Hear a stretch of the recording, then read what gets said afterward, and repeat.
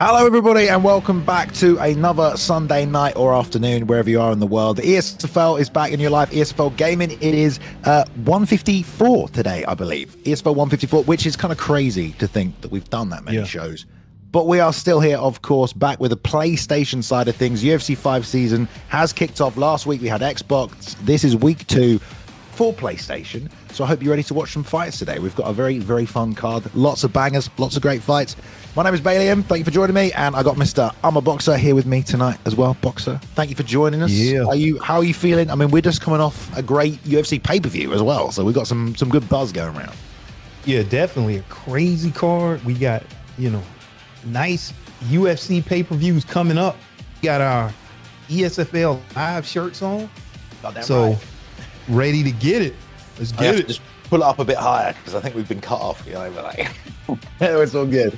But welcome everybody. Thank you for joining us tonight. I do hope you're ready for a cracking card. I know we saw it for a second there. Let's pull it back up again and take a run through because we've got some great main events and also a bunch of debuting guys and some people who are fighting in UFC 5 for the first time. Now, Boxer, that might be because of some of the changes we've had recently, right? Some of the patch notes, some adjustments to stamina, things people have been calling for.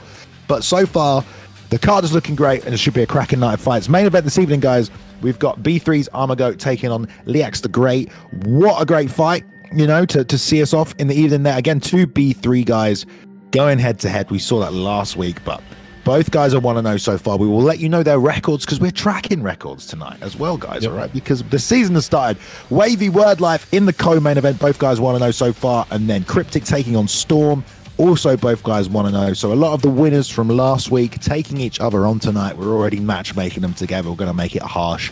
But some other names you might see throughout the card. We've got the UFC 5 debut of Ed Parker this evening, guys. Ooh. Ed Parker, the legend, returning. Love to see that. Papa Doc is back as well to put on a great show. Rolling Thunder's here. Teach is here. Or Tech, whatever you prefer. Papa Lima. Bunch of good fights tonight, Boxer. What's standing out to you, man? I mean, anytime you got Ed Parker on the card, that's definitely something to watch. But I'm waiting until this main event. When you talk about GOAT versus LeaxeTheGreat, you're going to see some great stand-up. Can't wait for that one to happen. Oh, yeah, man. Yeah, listen, give a raise to the matchmaker. Someone is saying in chat tonight, and we know who the matchmaker is. It's Mr. Presidente.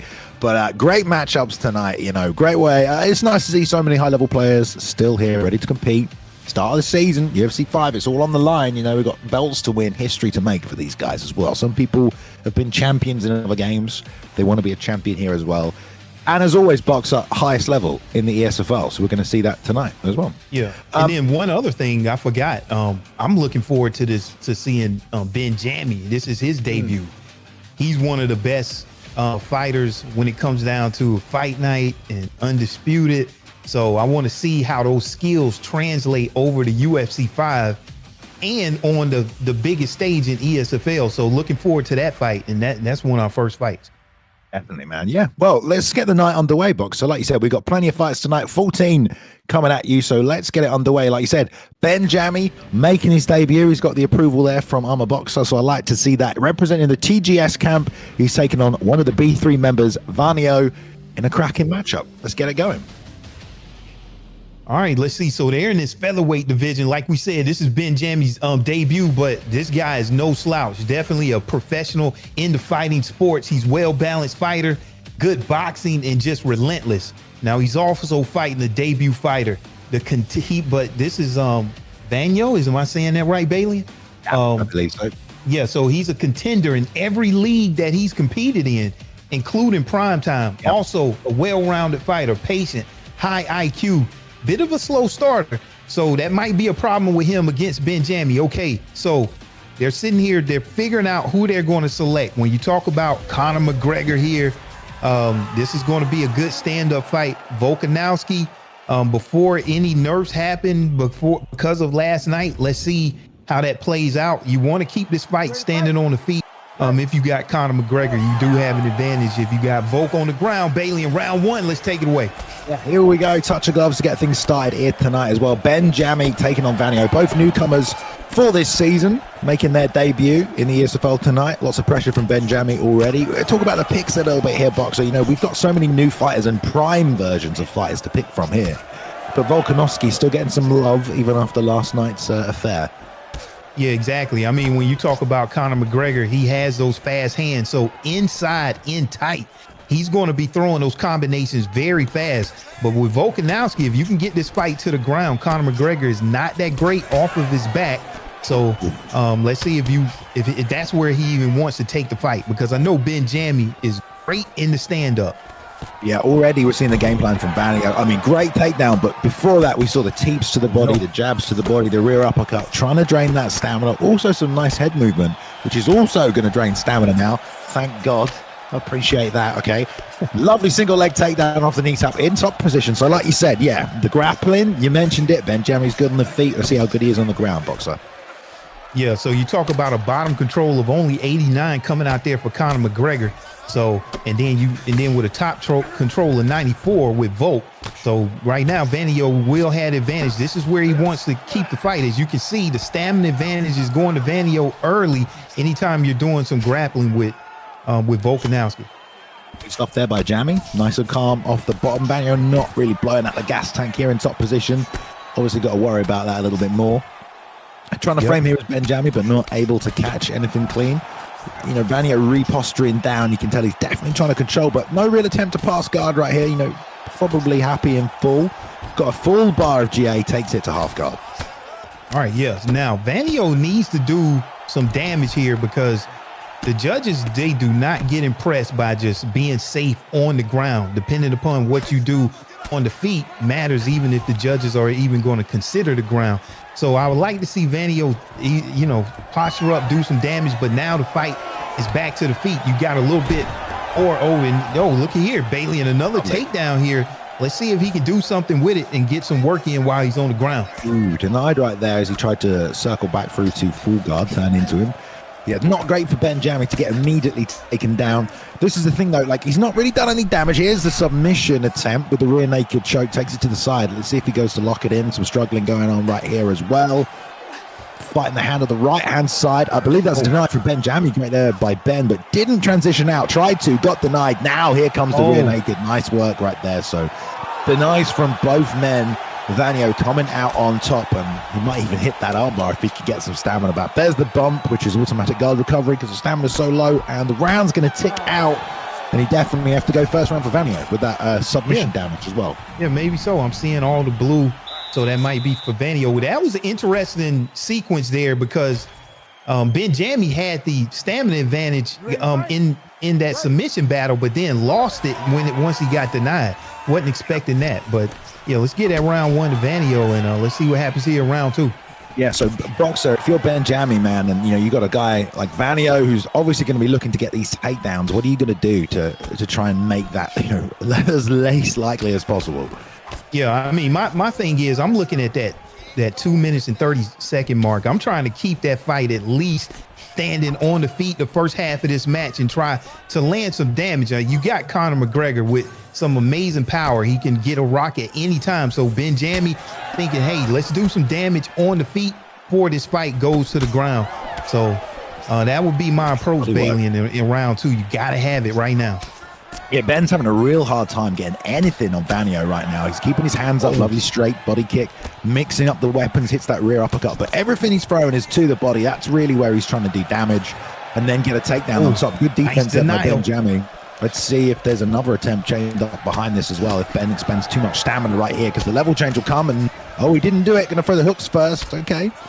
Opportunity perhaps for a takedown right there. Ben needs to adjust a little, bring the hands down to block the body. But I know he's trying to land his own shots up top as well.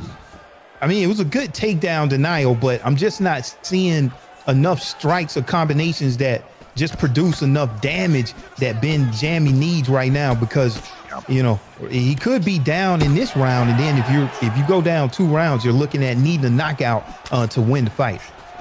Stiff jab right there, tries to bang the rear uppercut, doesn't land.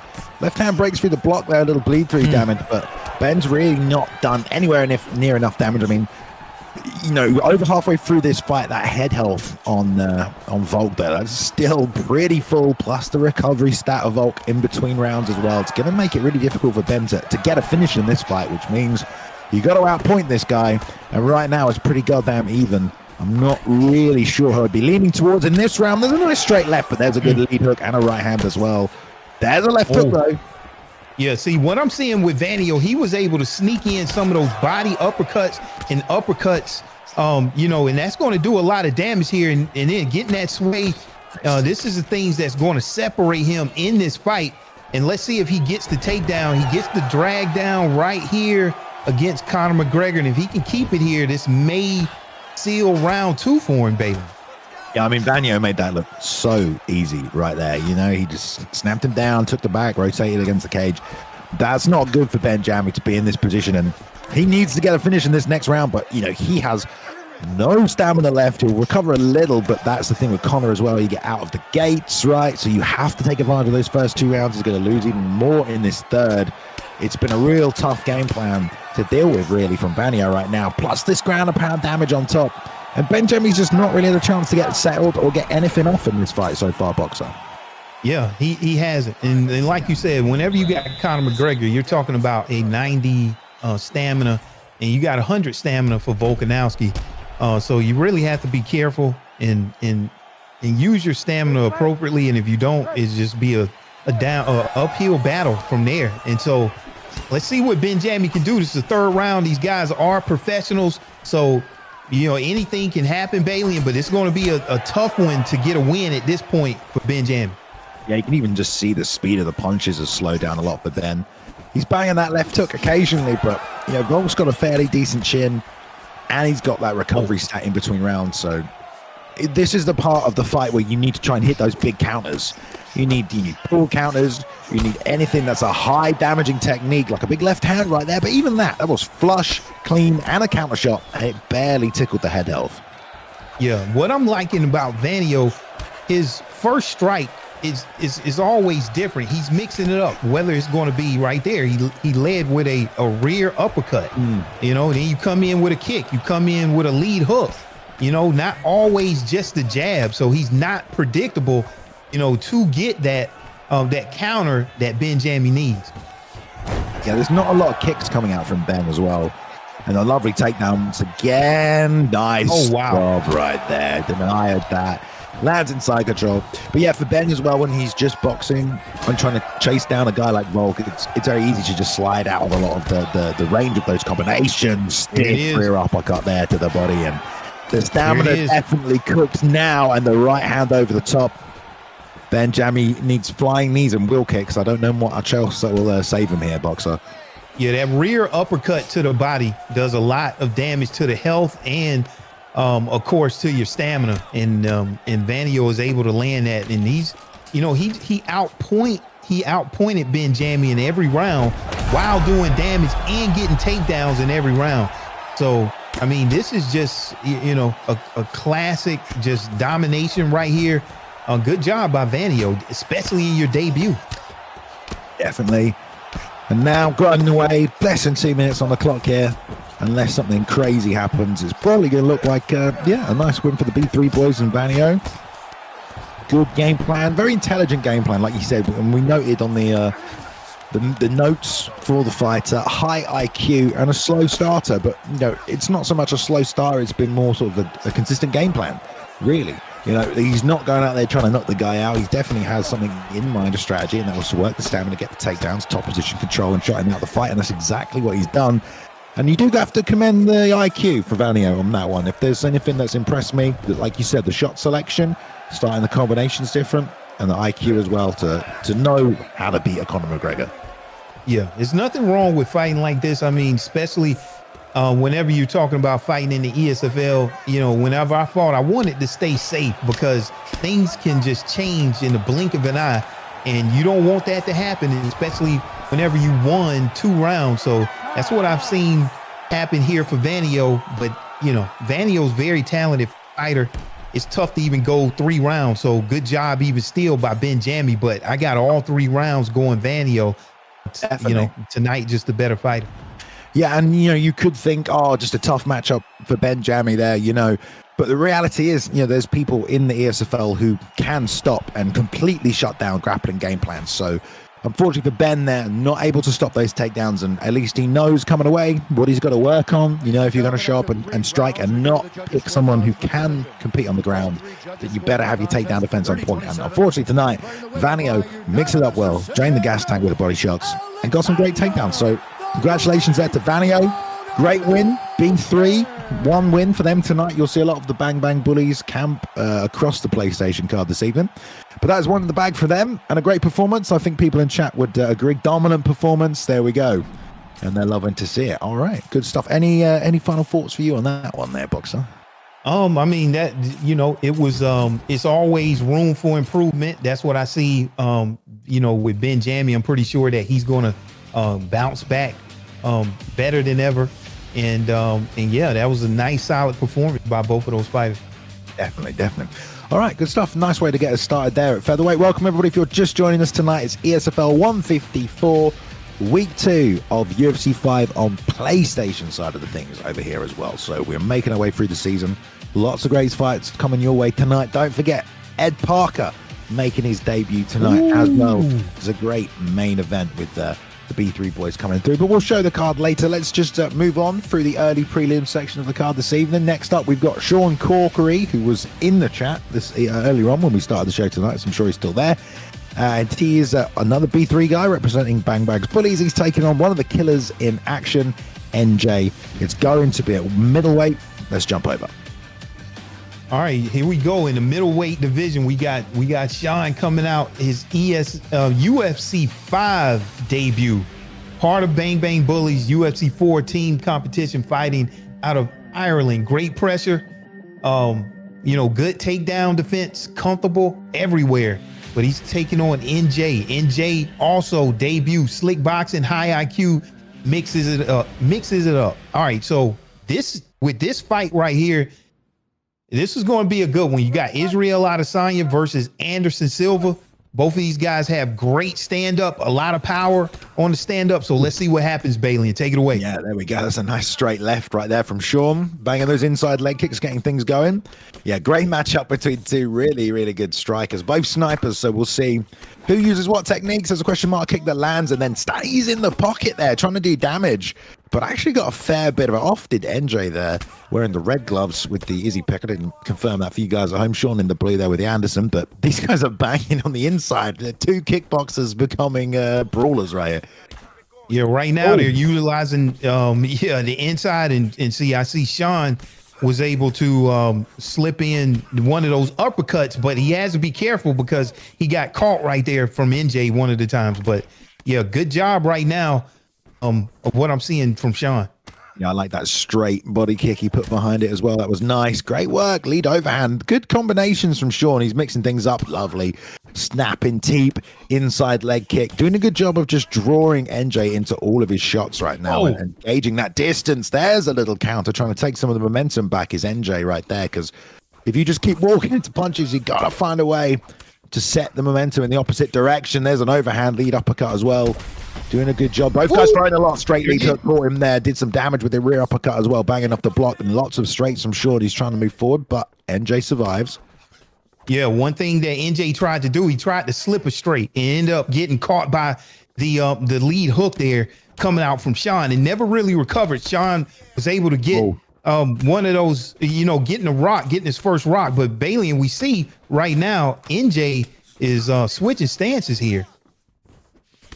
Yeah, just trying to maybe show him a few different looks, maybe also to try and get away from that lead hook as well. But he's banging it over and over, is Sean, man. He's got a lot of confidence in that thing. Little sprinting inside leg kick, not doing too much right now. NJ on the back foot. He was coming forward before and getting tagged, and now he's going backwards, trying to push forward with a little pressure as well. But it seems to me like he's not entirely sure what's to land, but there's a rear uppercut. Catches him clean, double knees to the body against the fence, gonna pour it on as well with these straight lead hooks back to south. Fades out. This is nice flow from NJ, and there it is to the body, and another one. How about that, Boxer? Yeah, that was a good combination. Anytime that you're able to duck that, and then huge knockdown there coming out from NJ. Let's see if this is going to be it. Not yet there. Sean has to find a way to mitigate a lot of this pressure, because NJ still has 36 seconds to work, and Bailey, he just pouring on these combinations here. Got to watch his stamina there. But man, weathered the storm from right now from Sean. Let's see if he can make it into the second round. Man, moving that head real nice, Bailey, and his NJ. Yeah, and he's throwing the counter shots after it as well. And on the opposite side of things, what you got there, Boxer, is Sean not moving his head at all, especially when you're hurt and you're backing straight up and you've got a guy who's throwing non-stop combinations. You got to move your head. You can't take it all on the block. And that's why that second overhand landed and dropped him, man. So especially if you've got Anderson Silva, you got to get that head moving. And I think, maybe an adjustment for that for Sean coming into the next round. That's kind of strange there because that left hand that he threw there kind of rolled off the shoulder. Not sure what happened because jab, left hook, does nothing, and then he gets uppercut. This kind of feels like it should have landed, but it did look maybe a fraction out of range, but interesting sequence there as well. Yeah, one thing I'm seeing, those moving strikes, you got to be careful about a moving strike against an opponent that's planted, throwing strikes faster. So round two, let's see if NJ is going to get back to where he left off in the second round there. Anderson Silva, a lot of power. Got to watch out for those flying knees. It still can go either way, but the head health advantage going to NJ. Nice combination there, Bailey. He's still just pouring on the counter. And again, man, it's the same combination every time. NJ got the read on it beautifully and now going to try and get the TKO finish. Doesn't get it, but it's that straight lead hook, and every time, man, he's got a good read on the timing and the speed at which Sean's shots are coming out, and NJ is making him pay every single time. Now just pattering him with the jab straights, and again, exactly the same thing. He's just rolling off and popping the left hand from southpaw. There's got to be an adjustment to that. This is where you mix in your fakes and things like that from Sean and create himself some opportunities. Yeah, I want to see. All right, now we got desync. Now we're synced back up. Okay, so one thing that I want to see from Sean, if he survives, I want to see a pull. You get, whenever NJ goes on those long sequences where he's throwing a lot of those hooks and uppercuts, you got to see either on the second shot, can you pull and turn this thing around? Anderson Silva has a 98 chin, so it's about the best that you can get. So you have opportunities, but I don't know. NJ is looking pretty sharp right now, Bailey. I would just love to see some head movement from Sean, man. Exactly. I'm sure people in the chat feel the same way, but we ain't seen any of it. But there's a beautifully timed front kick, banging a couple of hooks. Got to be careful again with the straight punches, the slips from NJ, man. I feel like maybe there's a setup there for Sean, but he did great there to get a rock and find a way back into this fight. He's low on the stamina now as well. Jab, double shots. You never know what can happen. 96 power coming out from Anderson Silva with those kicks. So you don't want to be taking any head kicks there. But look at here the pull counter there coming out there from NJ. And then now I'm seeing Sean actually do his first pull, but not on time, Bailey. Yeah, I mean, it's the kind of head movement that is being used sort of deliberately for offensive purposes. Nothing wrong with that, but it's not kind of ingrained as part of the defensive skill set. Do you know what I mean? He's not trying to roll with the shots as they're coming in. It's just to set up the offensive counters. Nothing wrong with that. He landed a couple, but as a result, he's still standing there banging the block. That was a nice check hook that got him out of danger as well. That time through the hook, you saw the slip came out. Luckily, he leant to the left-hand side. If he leant into that hook, that would have been big damage for Sean there.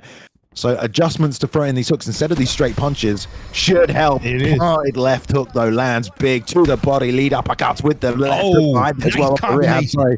And here we go with the TKO. Great work. Yeah, good work by NJ. He was having a tough time at the start of that fight, Boxer. Yeah. I mean, so once he got settled, though, and he knew he had it, then he was able to apply that pressure. Now with Sean, you definitely have to look at what your opponent is doing, because that actually is going to be where your offense is going to be available.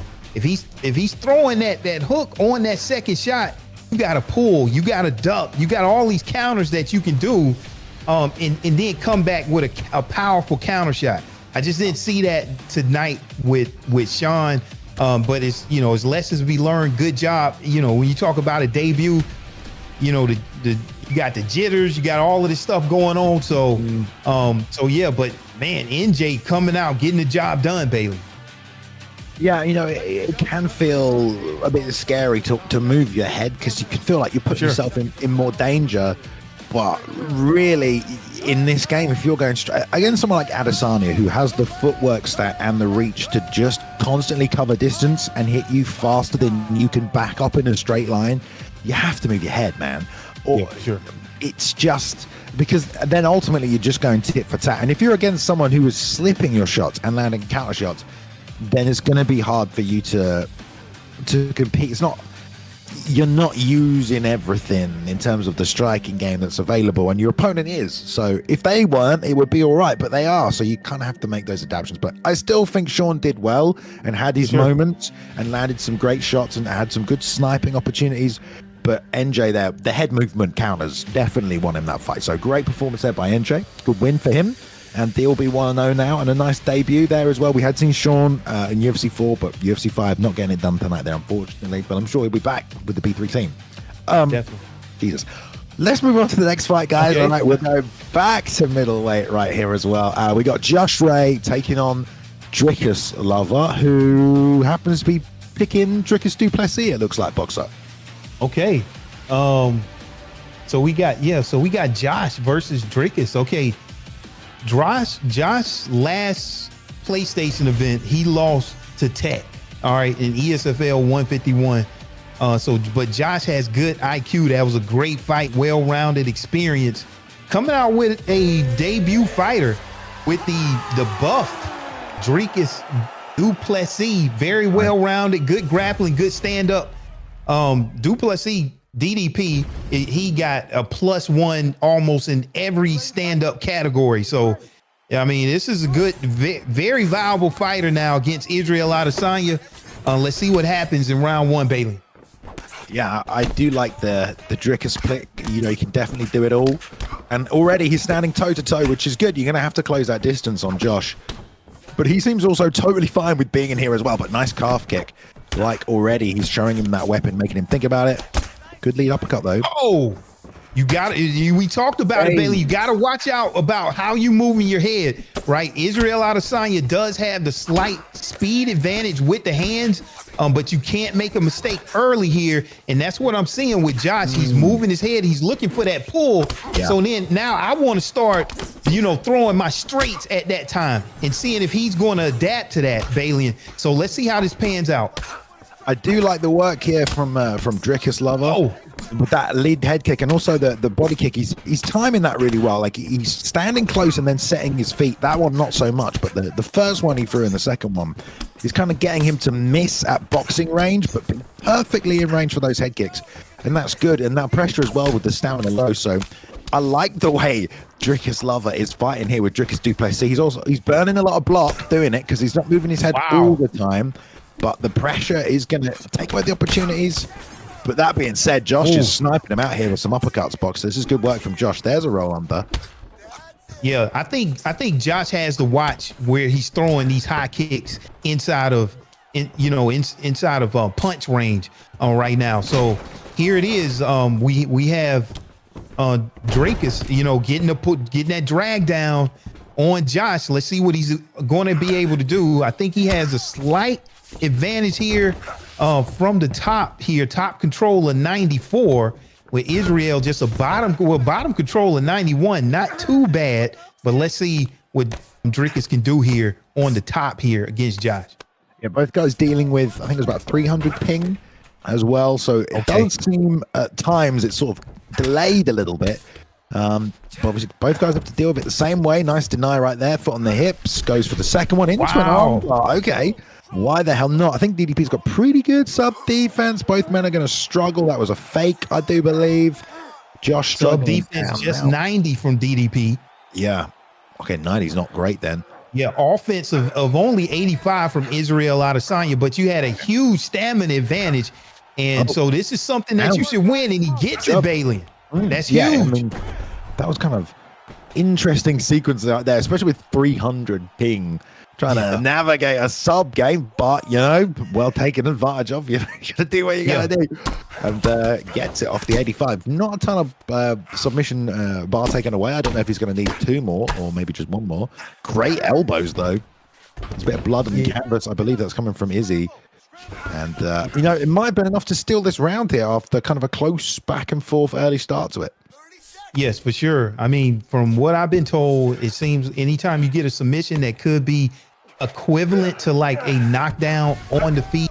So if you get it, then I would think that you take the round potentially, depending if how things of course panned out on the feet. But look at here, some huge ground and pound here, Bailey, at the end, and that definitely may get it done. Oh yeah, definitely. I mean, that's a round right there in the bag there for Josh. I did like what Drickislav was doing early. He had a really good distance management game plan. I liked where he was standing. Sure. He was trying to force boxing range, which he has an advantage at because of the different kind of a frame that you've got on that player model. So those hooks come out a bit faster.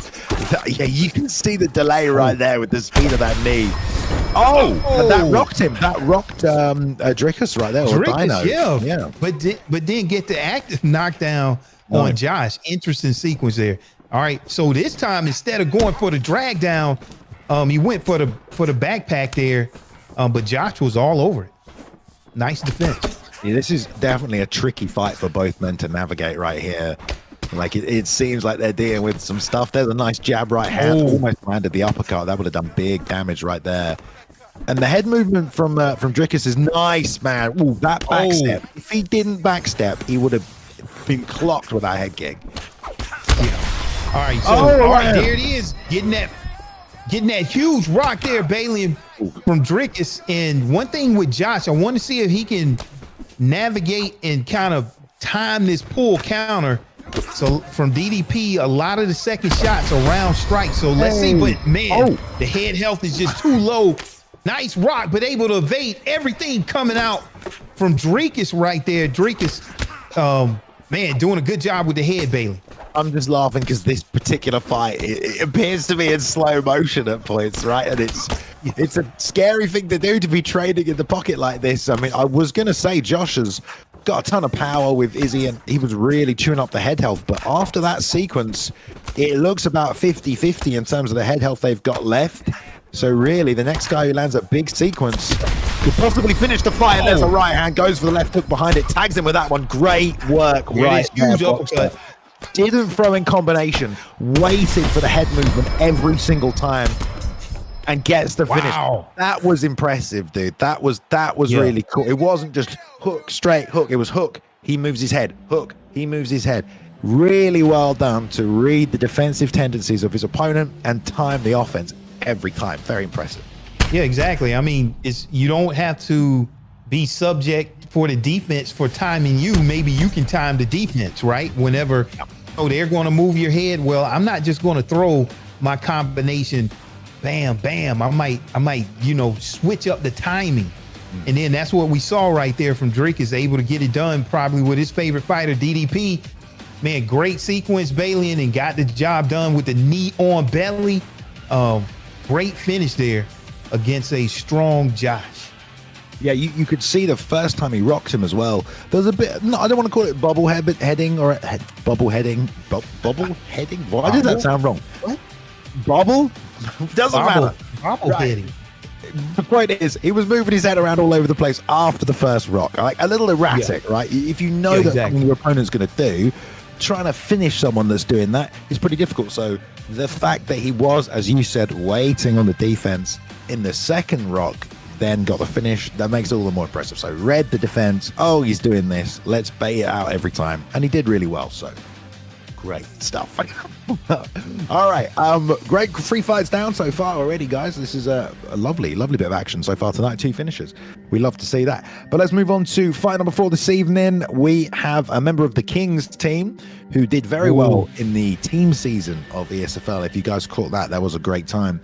Kings always did very well in that as well. But Elite King is the one representing tonight, and he's going up against Spooky MD, who we saw take on Treehouse for the last card, which some people called Fight of the Night. Yeah, Spooky MD. Okay, all right, Spooky. If you survive for 1 round against Treehouse, your grappling is elite. So he lost to Treehouse in the last PlayStation card, via split decision. I didn't know that. Primetime vet, high level grappling. fighting Elite Kings, debut fighting out of Canada. Great pressure fighter, well-rounded, very calm under pressure. This is a good BJ Penn. If the fight goes to the ground, Spooky definitely knows what he's doing with BJ Penn, who is very good on the ground here, Bailey. In round one, let's go. BJ, very interesting pick. You know, like at lightweight, definitely. At welterweight, man, you were already kind of a short lightweight, but especially Usman, who has those beautiful jabs and straight punches. Let's see how Spooky can make it work. He's keeping the distance close and blocking the body, which I like to see as well, because that'll take away some of those stabbing jabs and straights, which start to drain the gas tank now with all these new changes. Got out of the range of that and tried to counter back. It was nice movement. Catches the kick to the fence. Love to see that. Is he going to change into a suplex? He is. No, he is not. Excuse me, I got carried away. But good work here from Spooky. And there's he gets the takedown. Love it. Yeah, this is great from Spooky. So we know he's a good grappler. Saw it last time. We talked about the difference in size doesn't matter. He has a game plan and he's in top position. Yeah, top position, not necessarily the best, but this BJ Penn pickup 92 for the top position. Submission offensive 92. So it's not the best. But that should be more than that. Yeah, exactly. But we talking about in this welterweight division. But Spooky knows what he's doing on the ground, right? If you can grapple, with Treehouse, you can grapple with the best of them. But Kamaru Usman not that great on the bottom here. No. So yeah, this is going to be interesting. I think this fight will stay on the ground the rest of this round. If you're Spooky, he's just that good. So let's see if Elite Kings can get up. Yeah, good job to get side control now from Spooky as well. And we always do mention that with Usman, like one of the best things to do is to put him on his back 100%. Like if you don't want to grapple, that's fine, but if you can grapple and put that man on his back, you have a good time. He's in the 80s for the bottom game. And with BJ as well, you've got the advantage of being you can fight on top or on bottom on the ground, and that's always something, I'm a big proponent of that strategy. You need to be able to be confident on your back and on the top, because you never know when that's going to happen. And the reversal comes out there. Perfect. Wow. You have to be able to stay in the fight and then retake a dominant position. If you're just trying to get up, then you've already lost half of the battle, in terms of the ground game. But great work from the top position. Elite King gets denied right there with the posture up, fakes the mount transition. Got this Kimura, but it gets denied. And we'll see if there's a guard recovery that comes out. Slash to side control. Nice work from Elite Kings. Go for that little inside hook. Gets it and back to full guard. Yeah, I mean, when you get top control here with Kamaru Usman, I mean, that's where it gets scary. That's why I'm surprised he stood up, because he has a 95 ground striking, but maybe he didn't think he got it done on the feet. But you got to be careful, because BJ Penn is a 96 in terms of striking speed up here. So he's no slouch on his feet, Bailey. Yeah, I think maybe he wanted to get some damage off before the end of the round, maybe, and just let it back to the feet, unload a bit, try and steal the round back. Don't know who took that one. I like that they're showing us the stats, though. See, every ESFL competitors take note, okay? Just put the stats up in between. It's not hard to stick them up, We can talk about it. Even round there, though, in terms of significant strikes, but of course, the 2 takedowns and the control time. I think most people are going to lean towards Spooky winning that one. Yeah, I definitely would give that one to Spooky. You just never know how these judges go on, It's a lot of control time, did some damage on the ground here. And let's see if this fight sinks back up. Okay, all right, we got it. Round 2, baby. Let's go. Here we go. Yeah, I think maybe there's a problem on the streaming end of whoever is streaming this fight right now, because we're losing a little. But we'll stay with it as long as we can here. Pressure again from Elite King. Kind of getting a little bit inside now. Usman's got those long straights. You'd think you want to be a little bit outside of this toe-to-toe boxing range, where Spooky can, take advantage of that 96 power, 96 speed. Here's that speed. And chuck those combinations there with the hooks and the end. Beautiful job. Lovely. Slid out of range, came back with the 2, and now another 3-piece combo. Great job. Wow. Nice time takedown, Bailey. And whenever he had the full stamina advantage there, you got to be careful. Kamaru Usman, 93 power, but it's deceptive because those jabs and those straights are a 5-star. Getting that takedown, getting that rock and the takedown, that's going to be huge for Elite Kings. Both guys doing takedown fakes there to try and set up some strikes. Nice uppercut landed. Bit spooky, missed the overhand right here. Nice so much boxing pressure here. now as well. Elite King, I mean, we've seen a ton. Oh, right hand uppercut. That might be it. Here comes the ground and pound. Caught him on the way down. No stamina. Yeah, it's gonna be there tough. we go. Wow. Second round PKO. I mean, it was interesting. He was letting him up even after that spear, but we know why. Felt confident on the feet, walked him down. And BJ's a bit of a tough pick in this division. You know, we've seen that. Sure. But at the same time, Boxer, he was doing great. He did just get caught with that extra shot on the way down, and that just destroys your head health, you know? Yeah, you can't have that. I mean, with Kamaru Usman, even though that power matches up 93 to 93, just that striking overall with the star levels on each move, going to have the advantage with Kamaru Usman. So, you know, a lot of those animations are going to be a little bit faster, but yeah, you know, you don't want to be standing with Kamaru Usman if you got BJ Penn and Lee King's getting it done.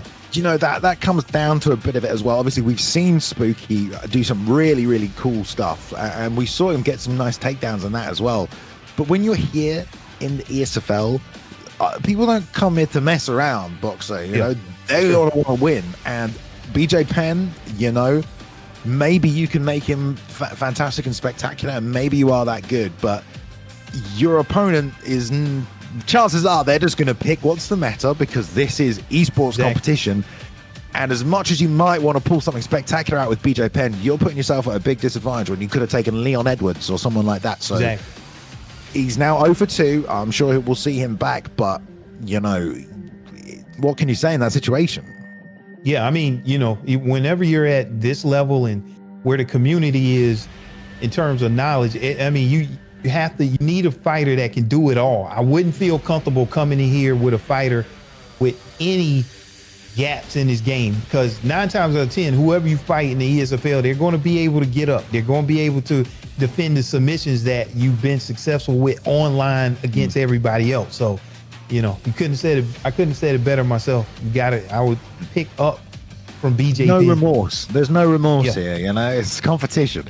All right, let's move on to fight number 5 this evening, guys. Thank you for those people who have come on through and joined us since then, or if you're watching on YouTube tonight as well, thank you for coming over. But we have the return of what remains of Vuk coming on back after a loss on the first week's card, and he's taking on host Ninja Dark, who also lost last time out. So 2 guys on the path to redemption. It's at lightweight. Let's jump on over. Yeah, so okay, so we got Vuk, like you said, lost to the decision. And then we got host Ninja, all right, lost to Smudger. And so which side is host Ninja on? Is he getting Tony Ferguson or are you getting Islam? On the right. So man, now we got this brand new Tony Ferguson, prime Tony Ferguson. This is a very skilled fighter, can get it done on the feet. You know, punch speed of 93, go to the ground. He's going to have submissions from every position almost, even especially off his back. So, but Islam is still the champion in this division, Balian. 95 punch speed, 94 punch power. So you got to be careful. You know, 100 cardio here with Ferguson. So round 1, Balian, let's go. You got to love that. All right, here we go. Vuk in the red, host Ninja in the blue right here, toe to toe, and we do have a 5-star Tony Ferguson coming after it. But Makhachev obviously phenomenally well-rounded on this game as well. Let's see how things play out. Oh, tried to jump in there. That may have been a front kick, or almost looked like an Sotogari trip. Banging these lead hooks right now, putting the combinations together, going for 3 punches. 1, 2, check hook. Nice work right there as well from host Ninja. Yeah, and is that a switch stance coming out there from Vuk? Right? Well, I mean, Tony's got great switch stance stat. I'm sure it's probably 99 or something, because he flows between stances all the time. And you can take away some 99 options on the open side. Like, I know Makhachev has very high level kicks off that rear left leg on the open side to the body and to the head. So, you know, you play southpaw against him, you're taking away some of that threat, and nice job turning the fence or completely here by grabbing the single collar. Puts him against the cage, but lovely combination from host Ninja right there. They just winging shot, just winging hooks. These are some high level strikers. I'm waiting for this pull counter to come. Seeing a lot of hooks coming out. A lot of round strikes. Oh, here's the first takedown. Oh, didn't get it there. Good job from Vuk to deny that takedown. Nice denial. Yeah, both guys are immediately firing back as well. Like if a shot comes their way, they've got counters loaded and they are trading right now. I don't know if this is going to go the distance. This one, here it is. There, and goes to the triangle off the double leg bail. Wow. Denial right there. Still got plenty of stamina left. Trying to go make his way out of it right now and goes to backside. Nice work from Ninja. Hey, that's a nice sequence. A lot happened right there. You have to defend the takedown, and then you have to let go of that L2 trigger, to not get into that situation. But man, good job there from Host Ninja. Even though he's going for the takedown, he gets up here, Bailey, and puts it back on the feet. Yeah, rocking the body right there as well. Charges this double. Nothing doing. Knee, double shots to the body there. The uppercut like that, and triple body shots to finish, but came up top with the hook at the end as well. Nice work there from Vuk, mixing things up. Love to see some elbows from him as well, as we get a brief bit of lag on the broadcast end right here. Hopefully it'll clear itself up. I think everyone at home is seeing it. It's just me and you there, Boxer. Yeah. So Bailey, I'm not sure. As well. Lead uppercut. Nice work. Level change fake in for double hooks as well, and eats a right hand. Nice work. Yeah, Bailey, I'm not sure who's taking this round right here. It could go either way. I mean, Vuk doing a little bit of damage on the stamina battle seems even. May give that to Host Ninja. You never know how a judge is going to score something where one fighter had the most significant strikes and another fighter, had the most total strikes. I never know how that was going to go. Close round. I like the spinning elbow at the end. I'd love to see a few more elbows coming out just for the Tony Ferguson nostalgia. Yeah. It's a dangerous game, though, trying to force them when they're not there. But very close first round. Yeah. All right. So if you're Host Ninja, that's one thing, Tony Ferguson only at 89 there on the takedown, and you got a 99 takedown there, there it is. With Islam. So let's see if Host Ninja can get this fight to the ground. No, he's been trying to get it, but there was your elbow there and takedown there, trip from Ferguson there with Vuk. Man, surprising. Not going to get the side control pass right there, but good work now trying to really fire off those elbows. I mean, cutting up the face of Makhachev. Doctor's stoppages are still very much a part of the game. You're going to take more damage on that side as well. He's got that cut under the left eye, so that lead hook that he's been firing is going to do more. But going toe-to-toe right there with Host Ninja, who banged a lovely combination and now is pushing his man back against the fence. Jab left hook from Host Ninja, but again, this single collar breaks from that. Straight lead uppercut lands there as well as they're returning fire, and another spinning elbow backwards and forwards between the two men right now. And I'm surprised that, no one's extending their combinations too much, but I think they're very much aware of the threat that both these guys possess, because there is no defensive tendencies, really. Everyone is just trying to land their offense. Yeah, and so there it was. So Vuk took his first gamble at doing a sway and got hooked. And then, nice up kick there coming out from Host Ninja. Thank you to Josh. He just subscribed in the Twitch chat. Appreciate you. Yeah. Toe-to-toe once again. Superman off the cage into the lead hook. There's a lot of level changes coming out from Vuk as well. He was kind of faking those takedowns and then firing things up. Good break from the clinch this time from Makhachev. Okay, Bailey, he switched stance back to orthodox, giving another look there. A nice duck of that rear hook there coming out. They're winging these shots, and I would like to see some counters being landed, but it's going to be tough here probably with some of this lag. But yeah, nice rear hook there from Host Ninja. But there, Vuk coming back with a rock of his own, applying that pressure with Tony Ferguson. Man, this is back and forth, Bailey. A nice trip takedown, and that's two there coming out from Vuk in the second round. Nice work to get the side control. I mean, I think with that, he's swinging this round right now, and you can see the damage adding up on Host Ninja's face. When people fight Tony in real life, this 5-star version of him, they always got banged up. There was blood, there was swelling, and Host Ninja's looking like he's been through it already. and that's all going to help. Lovely return to Matt. You're going to love that. And puts the second hook in. Look at this from Vuk right now. What a way to end this second round. Not going to get the back flat, but could probably do a bit of damage here with about 20 seconds left on the clock. Nice timing, though. Yeah, nice timing to shake him off the back. And then look at there, another up kick coming from Vuk there. And that's how we're going to end the round. And again, you never know. I mean, it's looking like Vuk, but you just never know how the judges are going to see it there. But let's see what Host Ninja is going to be able to do. We see that cut, Balian, under the eye. You got to be careful. Ooh. But let's see what Host Ninja has whenever he's facing adversity. Maybe taking some time right here, to just, shake his arms out, think about what he has to do, take a breath, and just, really focus and lock in right now. Let's see what Host Ninja has to see if he can turn this fight around. Yeah, I mean, it could be one apiece, or it could probably be two to Vuk. I'm not entirely sure. We don't really score it, but off the back foot, sending combos, and the third tie trip he's got off this fight as well. Despite this pace, though, Boxer, look at the stamina. They're both fine. Yeah, both stamina is fine. I mean, with Tony Ferguson, I mean, that stamina is high, Bailey, and that stamina, the cardio is 100. Okay, 100 so pretty ridiculous. 96 from Islam. Oh, big left hand. Turning around, finally able to get a rock. Oh, the combinations. Oh, double pivots, gets himself out of danger. No stamina there from Host Ninja to continue the assault, but bails to the back and gonna get the takedown. Here it is. Okay, now that you're here, let's see what you're going to be able to do. Tony is just so dangerous, even when he's on his back. I mean, he has a submission from all of these positions. So you got to be cognizant of every animation, except from here. This is where you can keep him, but he didn't inside of the crucifix. And let's see if Host Ninja's because I think he may need a finish here, baby. Yeah, he might do, but at the very least, he needs to get some of those elbows off or get some kind of ground and pound going, because he's not landed a single punch yet with this takedown.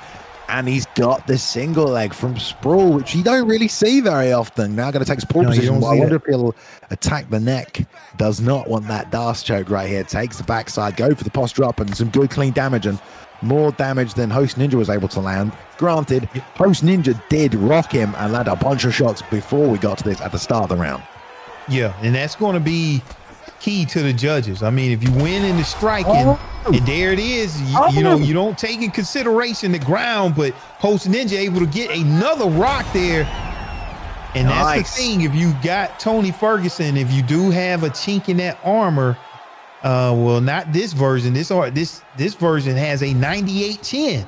So, I mean, man, Host Ninja still able to get it done, on the feet here, but it may not be enough, Bailey, and maybe winning round 3, but you never know how the judge is going to see it. Yeah, I mean, he can always try and set up a sub, but really, I mean, he's going to probably need 2 or 3 to get the W, and really does not have enough time on the clock to do that. So the only option, if he really wants that finish, is to bang this back out on the feet. He's going to get the chance here with about 30 seconds left in this fight.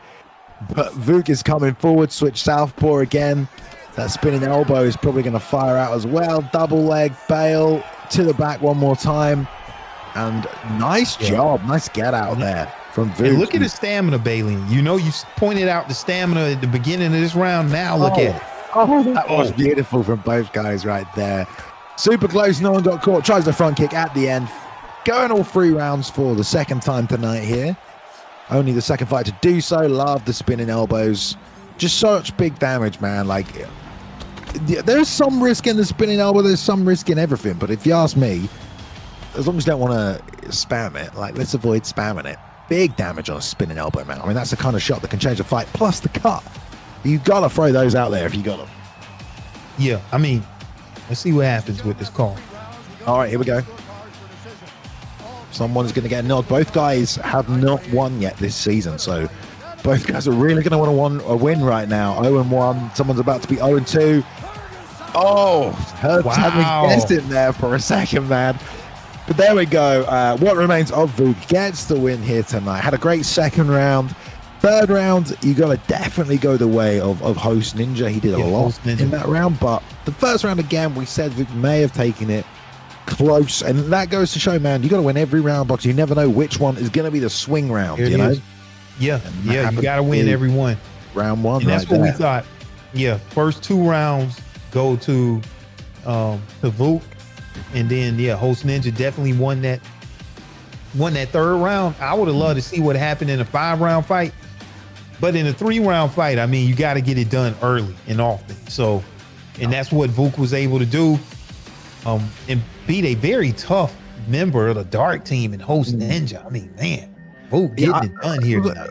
It's a great fight between those two guys. They really put on a good fight there tonight for all of us. So appreciate them for showing up. And we're going to move on with the evening there. All right. So we have about 8 fights, I think, still to come. So moving into the preliminary card from the early prelims now, if we weren't already there. Going back to lightweight, guys, we have 2 veterans going head-to-head. I love this fight right now, Boxer. So let's have some fun. Both guys want to win so far this season. So Papa Lima will be taking on Rolling Thunder right here at lightweight. So let's jump on over. Excited for this one. Wow, this is the one. Papa Lima versus Rolling Thunder. You call it, baby, and this is the one to watch. Lima coming off a loss to Wordlife in the co-main event in ESFL 152. And Papa Lima, former ESFL champion in UFC 3. All right, but he's fighting Rolling Thunder. Lost to STK Storm in the last PlayStation event via KO. So both of these guys are going to want to get, a win here tonight. And, high level competitors. Rolling Thunder, one of fan favorites here. And man, unorthodox fighter is Rolling Thunder. And art of the Rolling Thunder. So anytime you got Justin Gaethje, you got to watch out. You mess around throwing a jab, that Rolling Thunder is going to go right through that. And so Papa Lima picking up this Charles Oliveira pick. So you got to watch out when you go to the ground with Charles Oliveira in all of those submissions. So round 1, Bailey, and let's go.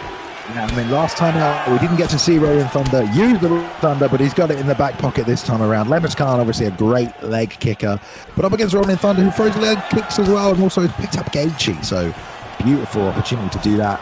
Tries the trip there from the kick catch, doesn't get it. There's a cheeky reset between the two guys right here as well. They continue to bang it out toe to toe. Oh, I love that head kick into the spinning back fist, but lots of stamina coming out there as well. Oh, body kick into the spinning elbow. Okay. Yeah, both fighters had these spinning attacks, and you see still recovering from that head help there from that early spinning attack from Papa Lima. I mean, that's one that you got to watch out for, and a huge uppercut there coming out from Rolling Thunder. Bailey, and they came out, and both guys landed very, very dangerous strikes early. Yeah, definitely. Yeah. Head kick out of nowhere from Rolling Thunder. Where's the Rolling Thunder? Oh, I thought he was going to fire it. I was ready for it. Great job with the rock there early. Still plenty of time on the clock. And, Oliveira has a good recovery stat. Lemus Khan taking advantage of that right now. And on top position. Nice pass there, half guard. Now the game changes. As we know, Justin Gaethje definitely not good off his back here in terms of the stats. So let's see what Rolling Thunder can do. And also what Lemus Khan can do to take advantage of this, because he's got more than half the round, Boxer. Yeah, you got more than, you're right. You called it, Bailey. I mean, 88 bottom control there coming out from Justin Gaethje. So Papa Lima has a huge advantage here, 95 top control with Charles Oliveira. Let's see if he can keep it.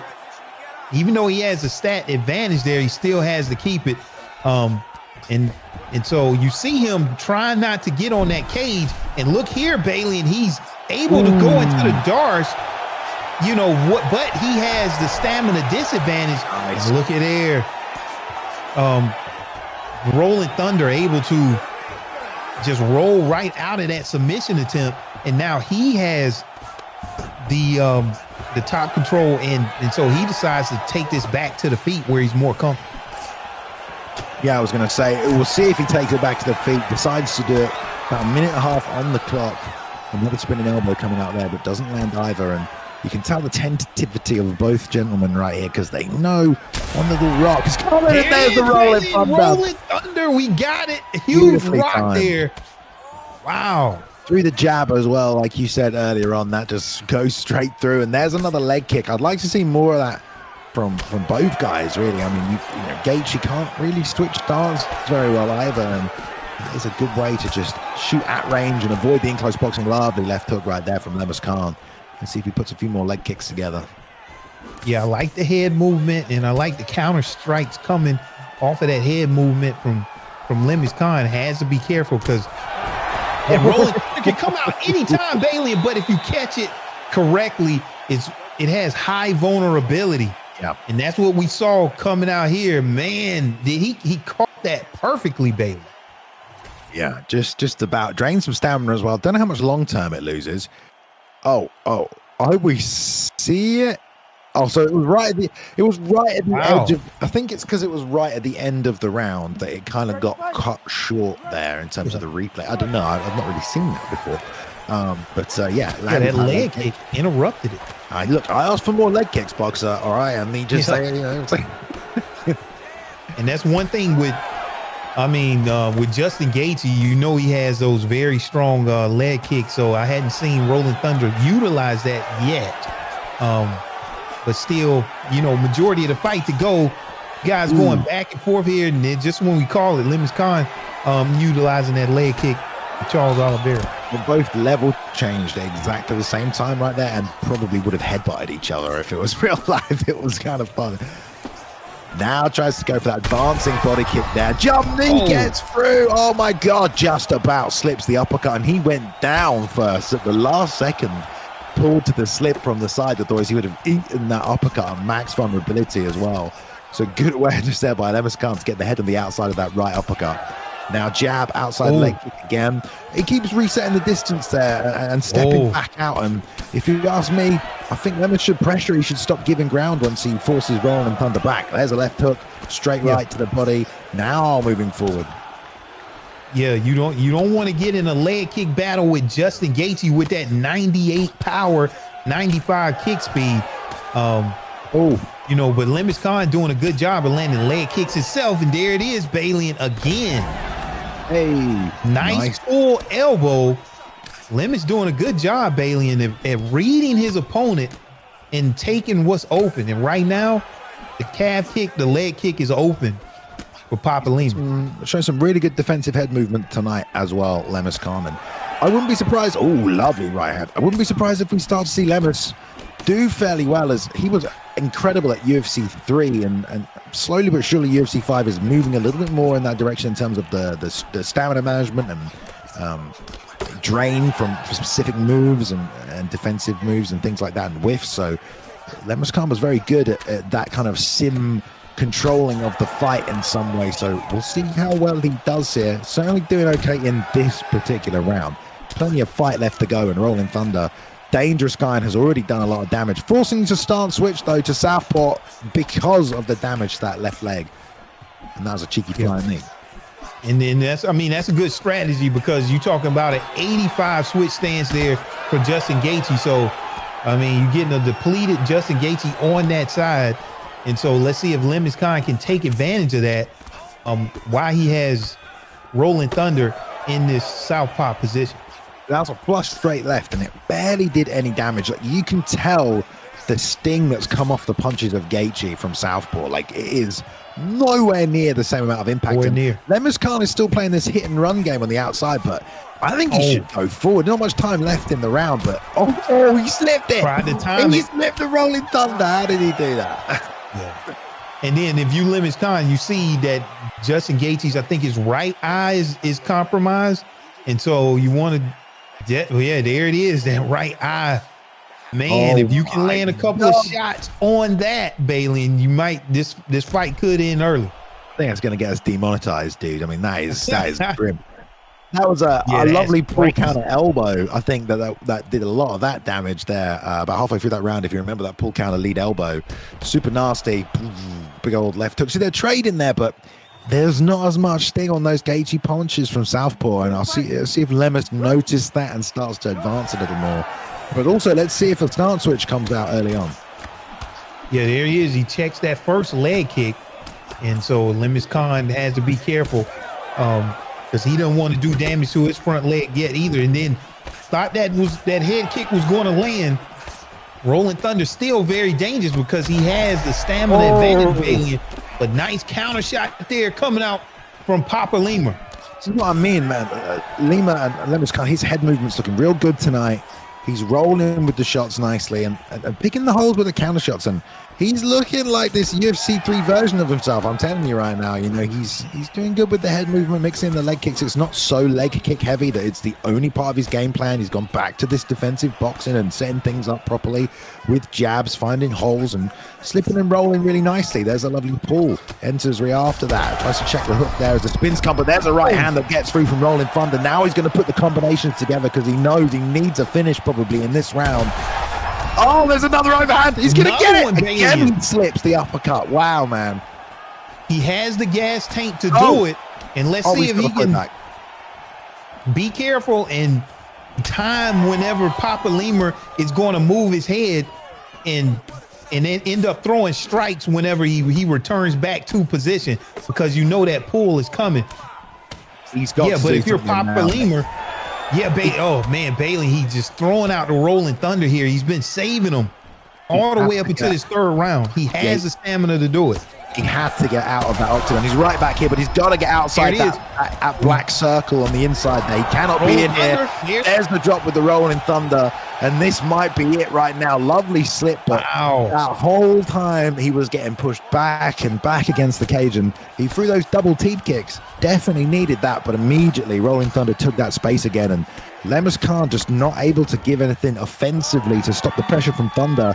And he has to stay outside of this outer black octagon here. He's got to find a way to get back and moving forward and get Rolling Thunder off him. Okay, so Rolling Thunder has to stay in tight because the doctor is very concerned at this point.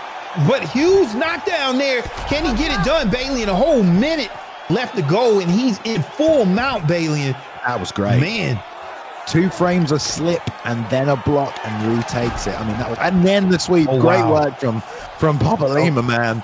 That could have been over. Great defensive tendencies. He's got top position. Let's see if he can do anything else. No. All right, if I was Papa Lima, then maybe I want to stay on the ground, but he gets a knockdown of his own right here, Bailey. Can he get it done? Man, he sniped him with that left hook again. Not the first time that's happened in this fight. On that really damaged side. Rolling Thunder. Is it going to come out here, Bailey?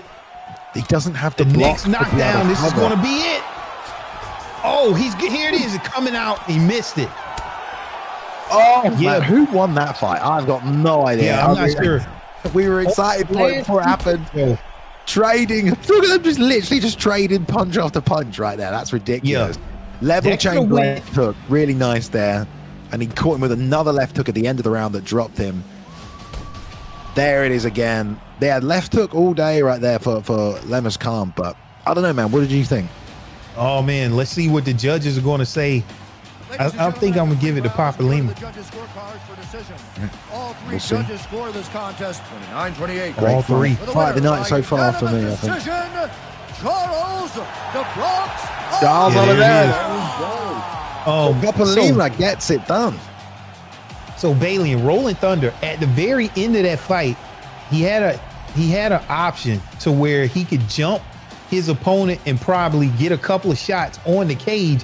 I thought Papa Lima's head health was low enough to where he may have gotten it done, but he opted to let Lima stand up and then go for the Rolling Thunder, which didn't get it done. Yeah, you are right about that.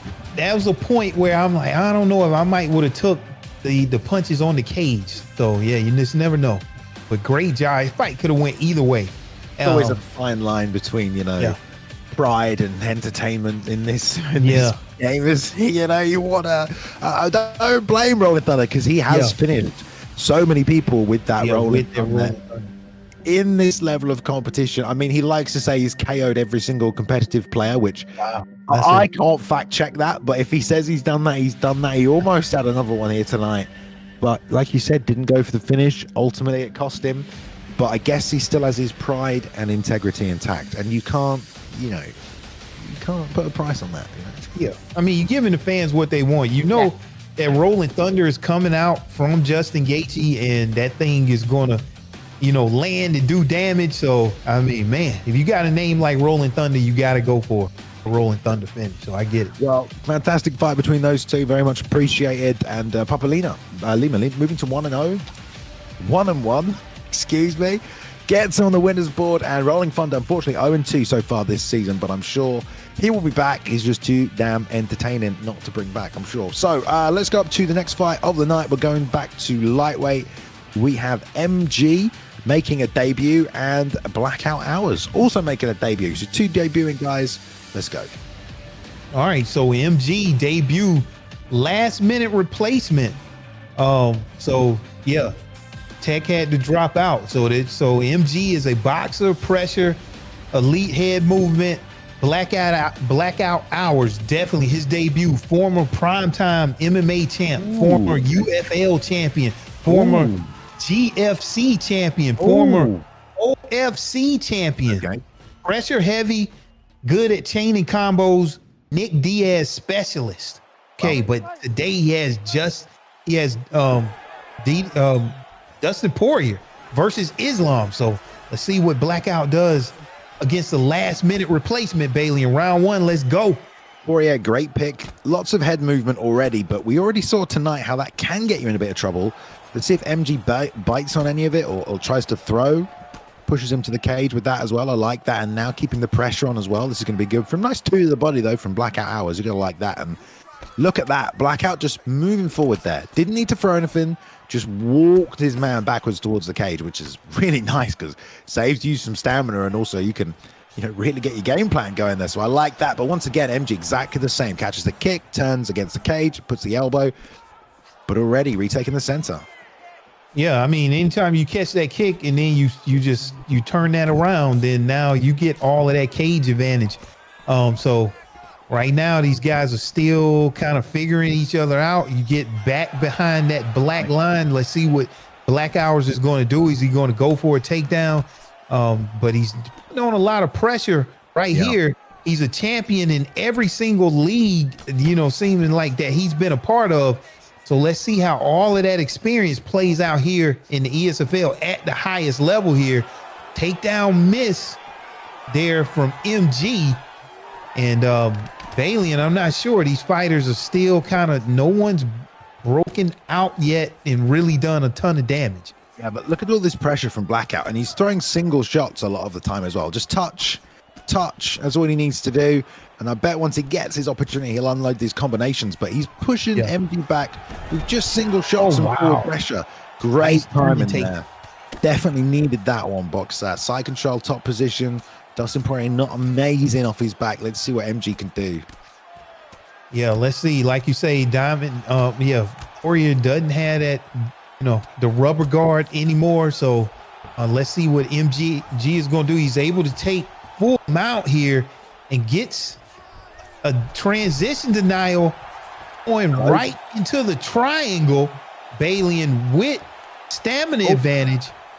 Yeah, but he loses it after getting denied, and great way to escape that from Blackout Hours, just showing, just how much knowledge that he has of submission defense and back to the feet, Bailey.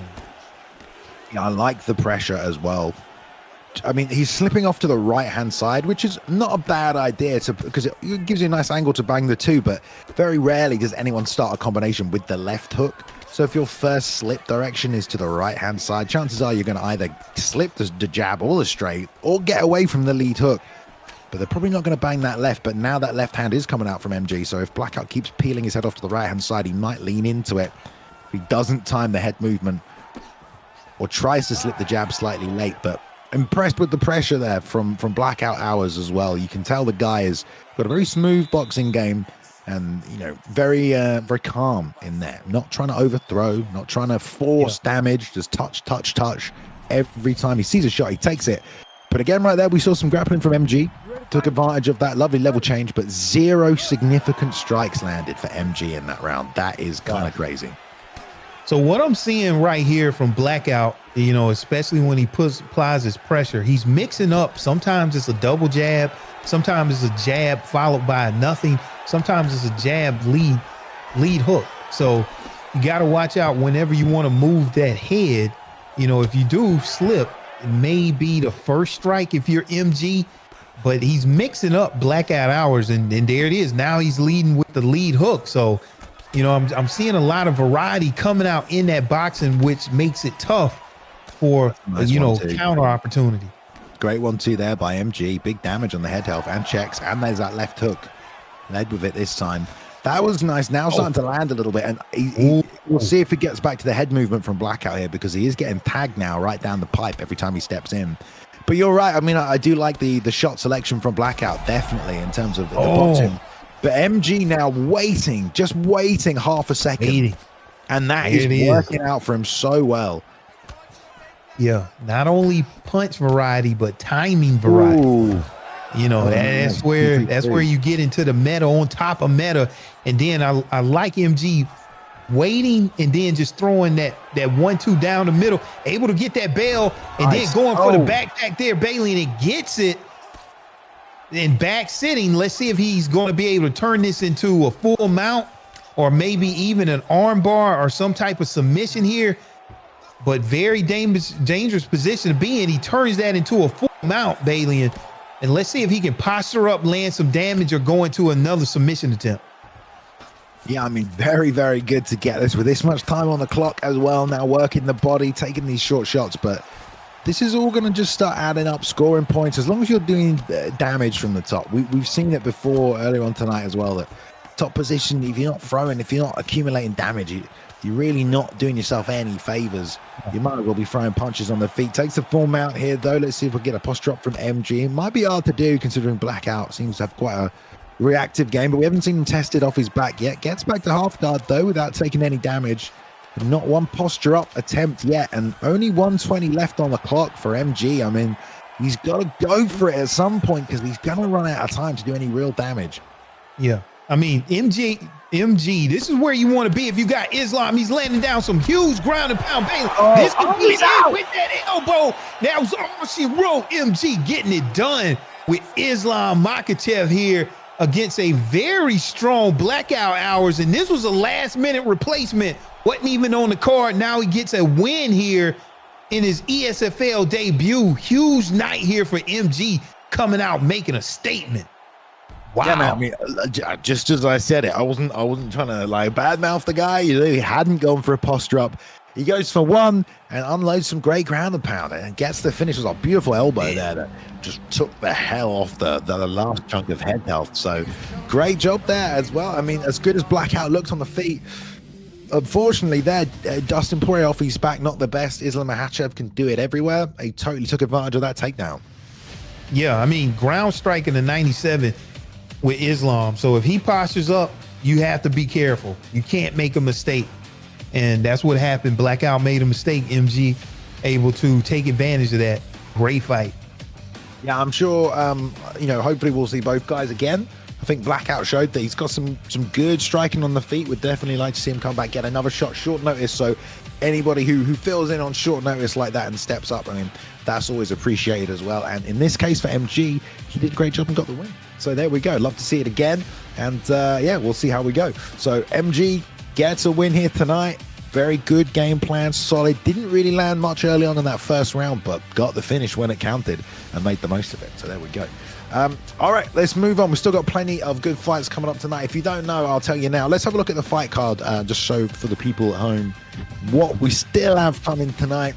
Next up, we're going to have Smudger taking on Vane, and then we've got Ungodly taking on Papa Doc. What a fight that is, and that is nowhere even near the top of the card, because after that, we've got Ed Parker coming to UFC 5 right now, taking on AKA Dave, and then AKA Josh will be taking on Tusav, Storms taking on Cryptic, Wordlife taking on Wavvy, and ImTheGOAT taking on LeaxeTheGreat. I mean, we've got some ranked guys coming up as well, because we've already got it. And you know, MG right there, rank 11 boxer right now. Wow. So I don't know if he'll break the top 10 with a short notice replacement, but he was supposed to fight Tech. Tech isn't here. And there we go, man. Great performance. So, all right, let's go. We've got number 4, Smudger, taking on Payne as well. Gonna be good here. I mean, let's see what Payne can do. Definitely gonna be an underdog coming to this one, but we're gonna bantamweight. Okay, Smudger defeated host Ninja in ESFL 152 via third round ground and pound. Prime time PS5 champion, PS5 champ, and self-proclaimed GOAT of PlayStation's division. He's a well-rounded striker. Okay, but he's fighting V-Pain, debut former PlayStation champ, OFC double champ, best UFC 4 submission player of the entire world. Okay, so V-Pain, I want to see what V-Pain is able to do, and if he has Rab, then man, those takedowns probably, if we getting buffed, not yet. And this will be a fight here. You got Sean O'Malley. Wait, I always get that wrong, baby. No, you got it. That was it. Man. It's funny that you want to say Marley. Yeah, so yeah, you want to keep this. Malley is right. Yeah, Malley. All right, so you want to keep this on the feet. If you got Sean there, so let's see if V-Pain can get this down and show us why, best UFC 4 submission player in the world. That might not translate to UFC 5. So let's see. Yeah, we'll see right now. No audio on this one, guys, unfortunately, but it'll be all right. Smudger with the O'Malley pick, who just for a while was untouchable in this division if you can get your game plan going. But V-Pain's going to look to change that tonight. Love the forward moving jabs, taking back all the space to the center.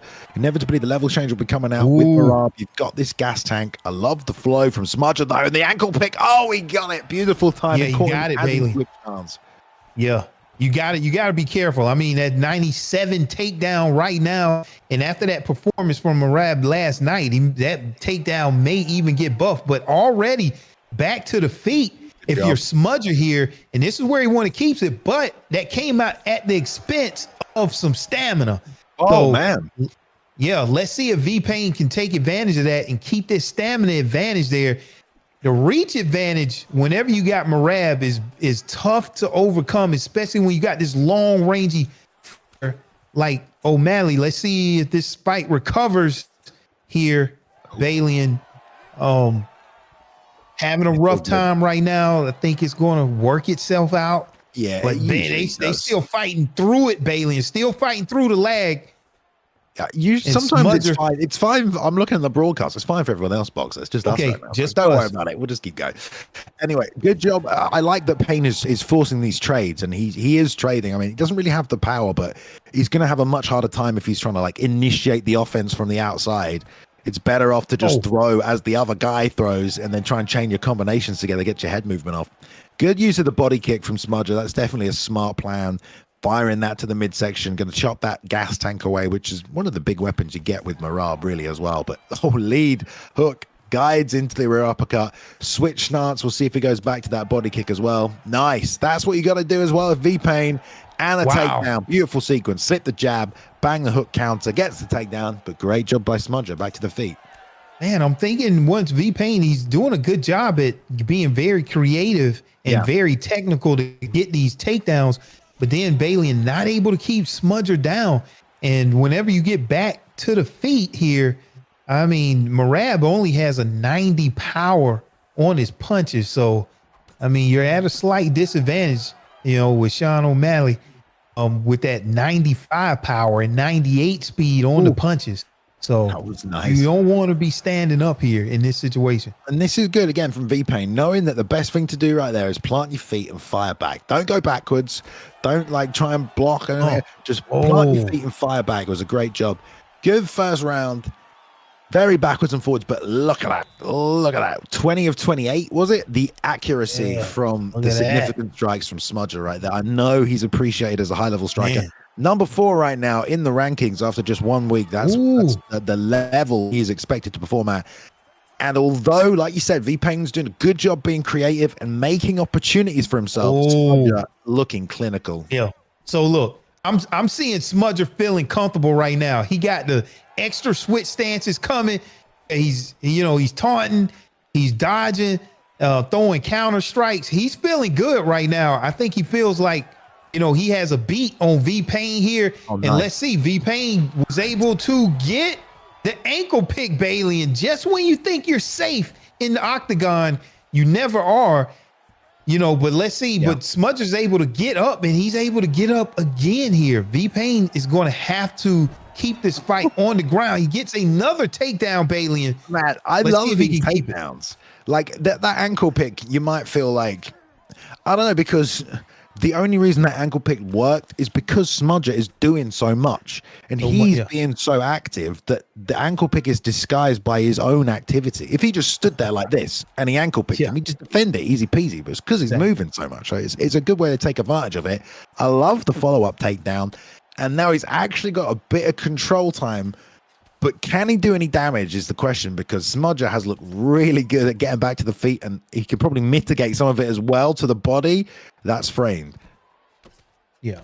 I mean, so O'Malley on the ground, 89 bottom control. Merab is only a 93. Thought he would be a little bit more buff than that, but, you know, so not a huge advantage on the ground here. But this is where you want to be in terms of the stamina. You know, you got, you know, with Merab, you know, you got a workhorse and grinder. So, you know, whenever you're grappling, you know, he's going to have that stamina advantage here.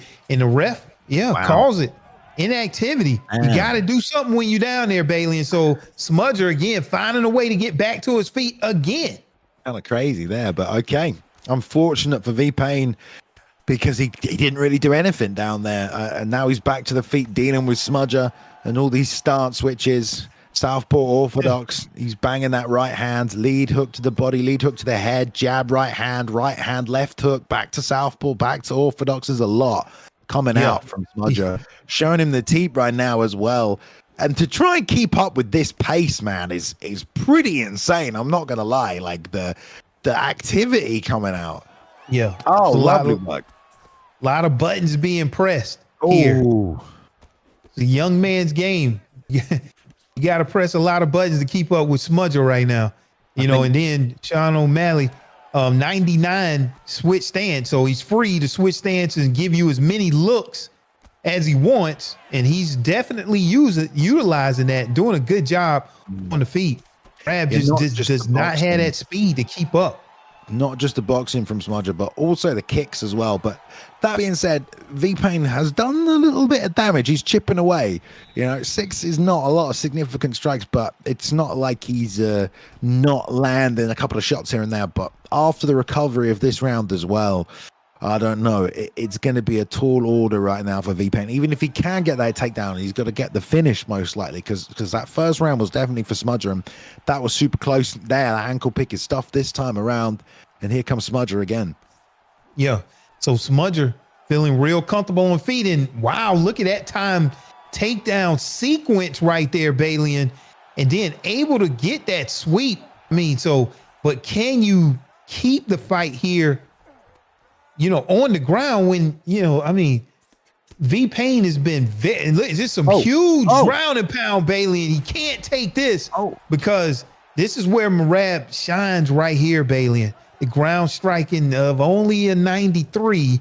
So, you know, not that powerful, you know, but man, very creative getting these takedowns, Bailey. He's getting it done, taking it down, you know, variety of ways. He needs another mount ground and pound sequence like that, though. He needs to be unloading some damage, if just to make it a more even fight when they do get back to the feet, if they do. But nice submission attempt right here, struggling all the way through. I'm going to take the backside position. Nice work from Smudger, and he's got the easy route back to the feet there as well. So not too bad, but of course the takedown with no stamina, commit to it. You're picking Merab. Nice work from V-Pain, but he's got 250. He's got to start hustling here, Boxer, to a position he can do some damage. Yeah, he can.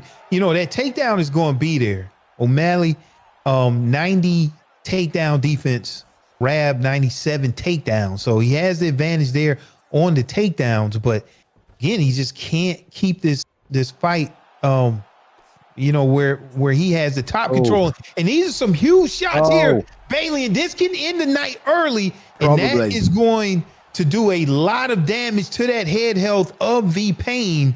And man, Smudger getting it done on the feet and on the ground. In a bomb back to half guard. Nice work. And he's going to let him back to the feet. I mean, yeah, so much damage right there, Boxer. You're totally right. 130. Wouldn't be surprised if Smudger's trying to look for that finish now as well. We haven't seen any wheel kicks or anything like that from him. He might feel in a position to throw those. So we'll see if there's any turning side kicks that come out to the head. backing up now, using the jab to just put Payne on the fence right there. Didn't even throw it every time. The timing. Oh, how was he still going? That was insane. Oh, I thought he was gone, but beautiful job with that double flying knee right there. Points at him as well. Yeah, and T-Pain on the back looking for something, box up. Wow, and then the R1 circle, surprise there, and end up getting a takedown. I'm going to be surprised Smudger gets up, which he does. I know he wants to finish. And let's see if he goes for it. T-Pain probably is going to just go takedowns. Let's see if he throws a knee or an uppercut here to kind of catch that last 5 seconds here. And then get the huge rock there, Bailey, and it just survives. Look at there. Got caught with, with the lean back there. But, man, I mean, Smudger was going for it. And yeah, I would think if the judges are going to lean Smudger's way, Bailey, and looking real good on the feet. Yeah, I mean, something Smudger did really well in that fight as well. Like, if your opponent switches stance, you should adapt what you're doing defensively. Smudger takes the win right there as well. Great performance from the number 4 guy. I mean, good test as well from Payne, who mixed stuff up. Called himself the best UFC 4 submission player in the world. Didn't really get to see much of it, but I did like the takedowns, and I did like the variety in the way he set them up. But again, Smudger looking clinical, very accurate with the striking. But if your opponent is circling always to the right, you can see someone like Smudger switch to orthodox. Right now, you're circling into the right hand. And he'll come southpaw on the outside, but if your opponent goes orthodox and you're circling to the right, then you probably want to go back the other way. And then if they switch southpaw, you want to go the other way. But there wasn't really any defensive adjustments when the stance switches came, so it almost helped. Because you could set everything up from the left hand. Oh, I'm going to get away from the left hand. I'm going to start peeling this way. And then he would just go orthodox. And now you're walking into that right hook. And you saw it in the final sequence there when he landed it. So very, very fun stuff. And just another way to think about the game. Obviously, you can't really do that unless you've got a guy that has a switch stance stat like O'Malley. But really nice from Smudger to take advantage of something like that. And that's a note for everyone as well. Just, just if they switch, you should be thinking about it. Yeah, you circle out to the weak side, right? Oh yeah, definitely, always, yeah. Unless you want to do a Michael Bisping, as they would say. There are people, we want to get technical, like Vitor Belfort would circle into your power hand so he could cut on the outside of it and come over the top. He was good at that, but anyway, right, enough of that. Let's move on to the next fight of the night as well. We've got a couple more coming up, guys. Nothing but bangers from here. Number 18 taking on number 12, TK Ungodly, going up against Papa Doc. Both guys coming off a loss from last week, but both guys are still ranked inside the top 20 because they're both so good, boxer. Yeah, I mean, when you talk about Ungodly, did lost to Wavvy. We'll see a little bit later tonight. He says, I look to bring the fun every fight, every single time, baby, let's go. Great pressure fighter, comfortable everywhere. Fast hands. All right, with Papa Doc. Papa Doc also lost the GOAT. We'll see B3 GOAT. Not the GOAT, but in the main event of 152 to a 3rd round triangle. He's a head kick specialist, renowned head kick KO artist, world class grappling. We've seen, Papa Doc, he's a legend in the sport, fighting Ungodly. Round 1, Balian, let's take it away. All right. Here we go, man. I mean, both guys are going to desperately want to win in this one, let me tell you. I mean, both guys are real competitors. So to beat 0-1, that's okay. But to beat 0-2 at the start of the season, that is demotivating. And Papa Doc looking freaking clean right now and throwing some venom behind those shots. But good work there. Pushing himself off the fence from Ungodly, retaking the center. There's the level change.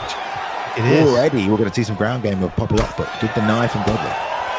Yeah, and I like Papa Doc able to land that early pull counter to let you know, hey, you can't just wing shots because I'm already on the counter offensive.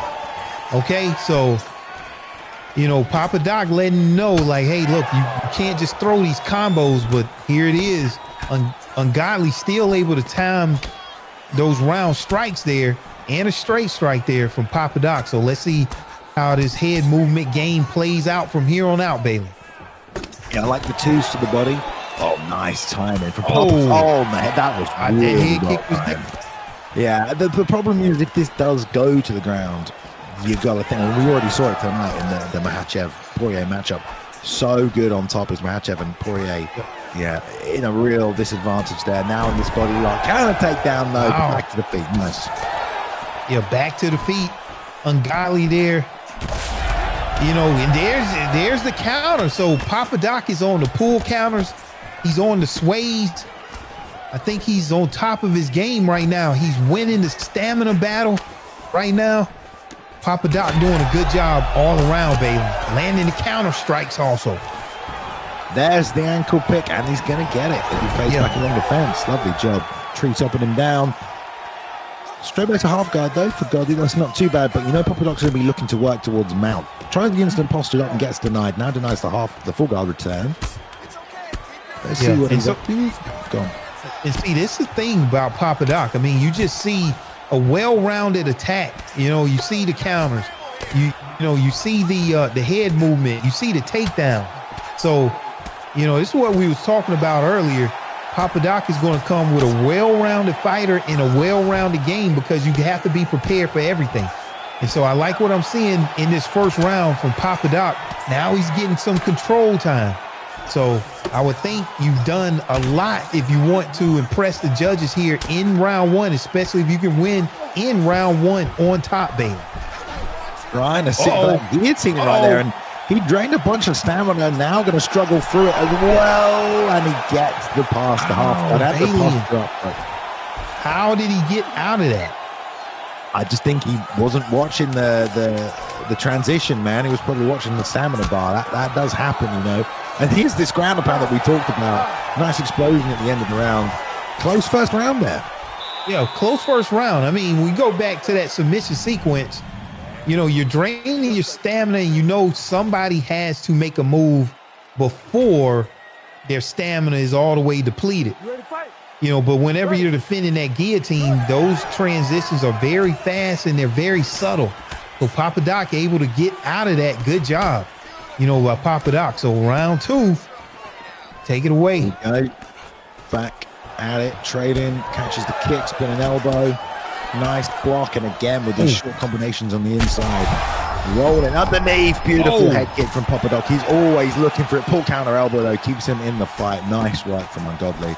And you have a good recovery time on Dustin as well, which helps with that. You know, you can fire back nice and quick. Beautiful head kick though. And he'll sure be looking for that again as they trade left hooks. Right hooks. Nice slip. Now Papadoc going again for another turning takedown. That gets denied here. Ungodly returning some strikes of his own.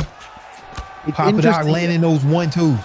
Interesting Papadoc's going for that single leg because that's probably the easiest takedown to defend because the animation takes so long. So you can usually tell by that point I'm being taken down, and you can just track the movement nice and easy. Slipped the straight rear uppercut. Now chucks a few more behind it.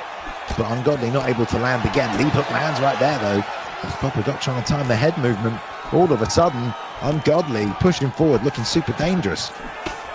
Yeah, Ungodly, I mean, getting it done with that rock, you always have to be cognizant of that power of Justin Gaethje, and another perfect strike there.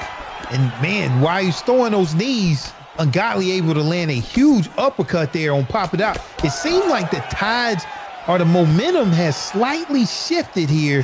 Let's see if Ungodly can keep that momentum on his side, baby. Double knees. I like this. I'm not sure why he's not moving backwards. I don't know if there's a transition you can hit from there. I don't think you can return to an over-under or a single collar slow. Interesting, Papadoc was just standing there, taking the knees, trying to time something, but maybe he was just used to not walking backwards. And now he's getting really pressured back. The stamina, though, you know, he's burning that tank to do this damage is Ungodly. Tries the counter throw. Nice denied by Papadoc. Going to swim backwards. And now fire two knees of his own. Doesn't get the run to the fence, but puts on the pressure still. And Ungodly's able to reset along the cage. I thought I was going to the head. And the lead hook lands. He's hurt. Flips the uppercut. And no stamina, just like we talked about. Out of range with a single leg. That's a shame. Yeah, Ungodly has done a very good job at landing a lot of damage to the head, but you see Papadoc returning of his own and looking still for that pull counter. So if I was Ungodly, I would be looking for those straights, but look at that stamina out of nowhere, Bailey, and just almost just totally depleted here with Ungodly. So got to be careful. Anytime that you're wrestling with Islam, you're going to be losing a whole lot of stamina, and that's what we're seeing here, Bailey. And I expect to see that Papa Doc on that pressure as he has a stamina advantage. But man, is he going to go for it, Bailey? That was nice. That 1-2, 1-2 uppercut, man. He was just waiting for the body shot, and it never came. Beautiful work there. Yeah, Papa Doc emptied that gas tank, you know, to get in that scenario, but and end up getting the knockdown there with almost an empty gas tank. So it'll be interesting to see how much they recovered in between rounds, and just not nearly enough for Ungodly here. So I'm expecting Papa Doc to put on that pressure as he's doing right now, Bailey. And let's see if he can pick the proper shots to get a knockdown, but he elects to go for the takedown, Bailey, and keeping it safe. This is what you do, and this is why it's a veteran move by Papa Doc.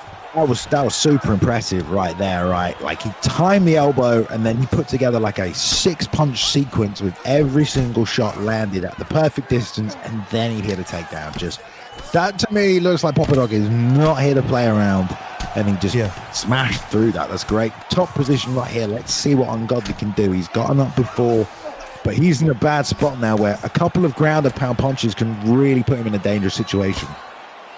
Yeah, you don't want to be, like we say, we've seen Islam posture up and a 97 ground striking here. And then Dustin Poirier does not have that rubber guard from that full guard position. So not quite as dangerous here. And Papa Doc here goes to the back. And then this is almost a 50-50 scenario. And he elects to go for that drag down here. And let's see if Papa Doc he has time.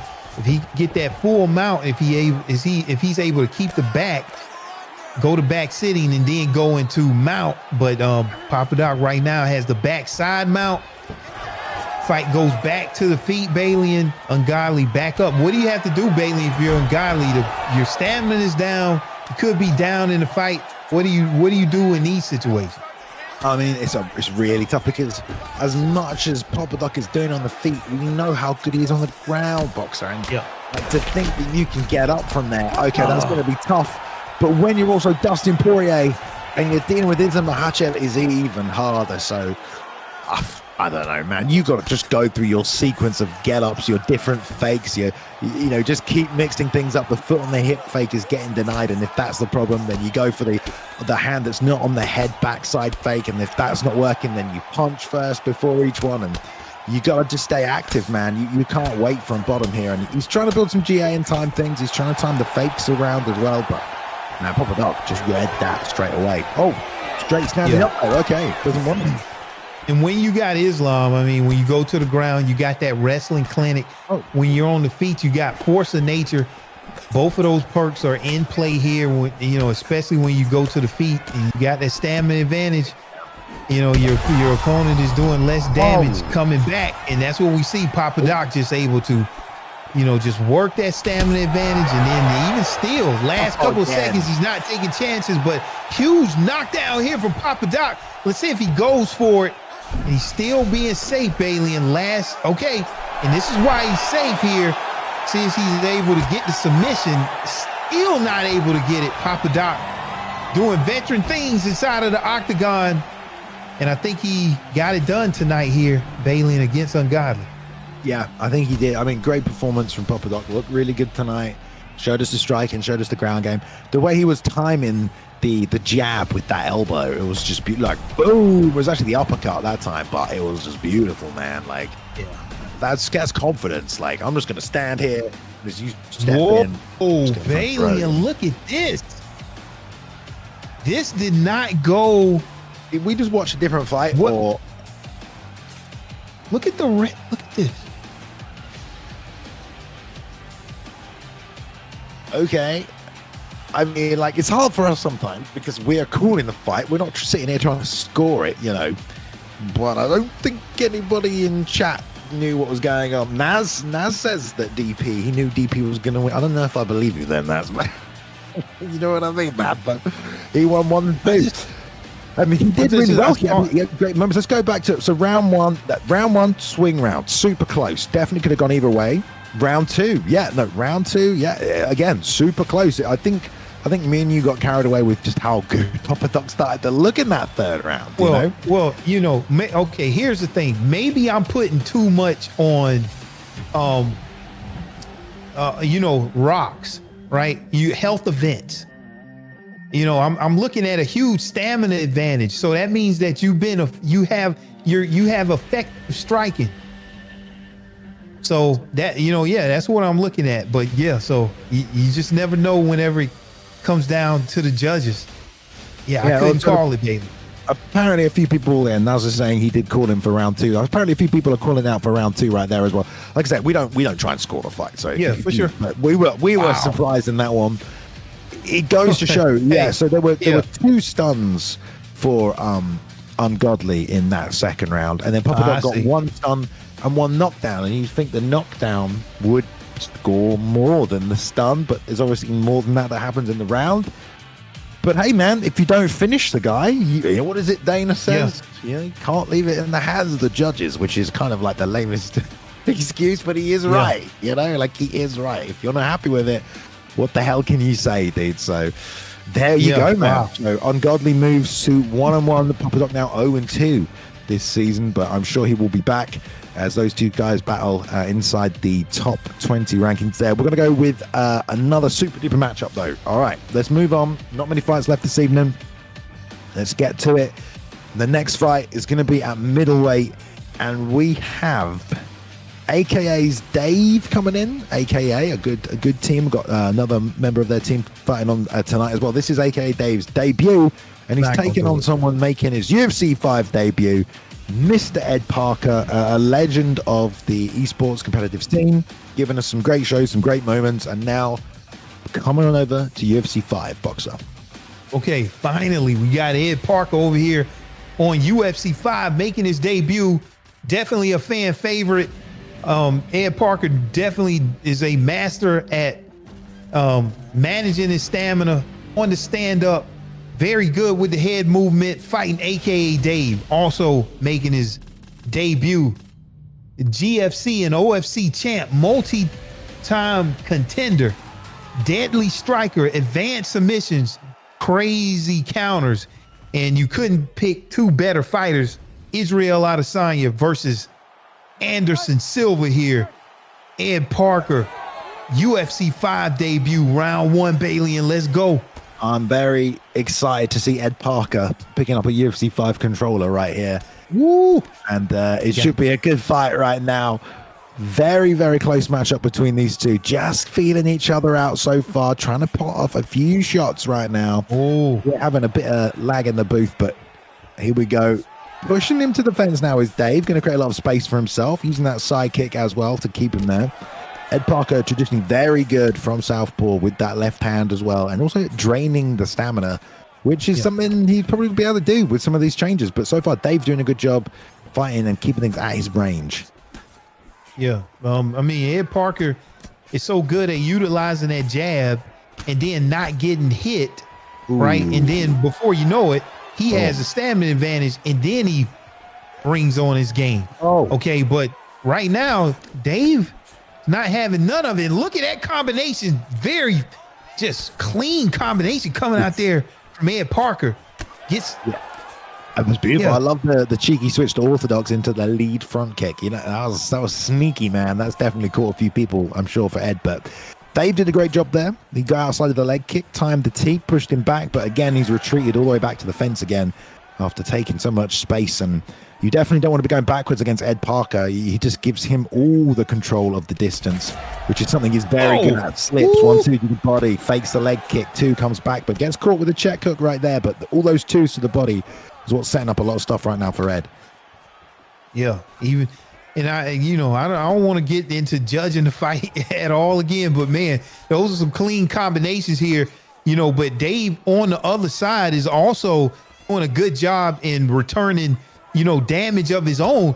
I mean, because this is a dangerous fighter here in Ed Parker. So, I mean, this fight here could go either way. Ed showing you a lot of different looks here switching stances. You can do that with Israel Adesanya. Now, implementing the kicks, catching a kick right here, taking it to the cage. You're just seeing a lot of stuff right here. Both fighters still figuring out how this fight is going to go, Bailey, and go either way. Good job right now from both of these fighters, seeing a lot of stuff. Yeah, man. It's high-paced fight. Nice lead uppercut there from Dave. Takes Ed out of his rhythm as they just stand day-to-day and watch. Nice leg kick fake and a 2. Feels to me like Ed wants to counter-strike a little, and he's kind of waiting. They trade 2s right there. Ed puts the 4-piece together and comes through. Slip there, doesn't throw back. Fakes to the body there as well. Fakes leg kick, then bangs the 2. Lots of feeling out right now as well from this first round. Yeah, a lot of feeling out. Both of these fighters have very good punch speed. Anderson Silva actually has a +1 advantage, a 98 punch speed here. And man, look at these combinations coming out at the end of the round from Dave. You just never know how the judges are going to see it.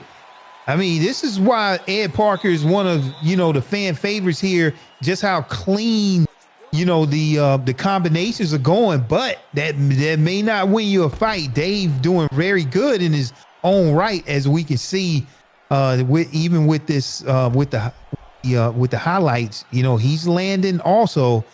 So you just never know how it's going to go, Bailey. What you think of that first round? Very good, very back and forth. It's nice to see Ed Parker in here and moving very well, but obviously Dave is definitely not a slouch, man. Dave is very good, and this is high level, and Ed's gonna have to keep doing what he's doing and try and find some holes. I like the combination punch from Ed, but that lead hook from Dave has been a real good weapon at just shutting down the flow of Ed. As soon as Ed starts to flow, gets banged with like a lead hook or one of these teeps, and he has to sort of reset and get the distance again.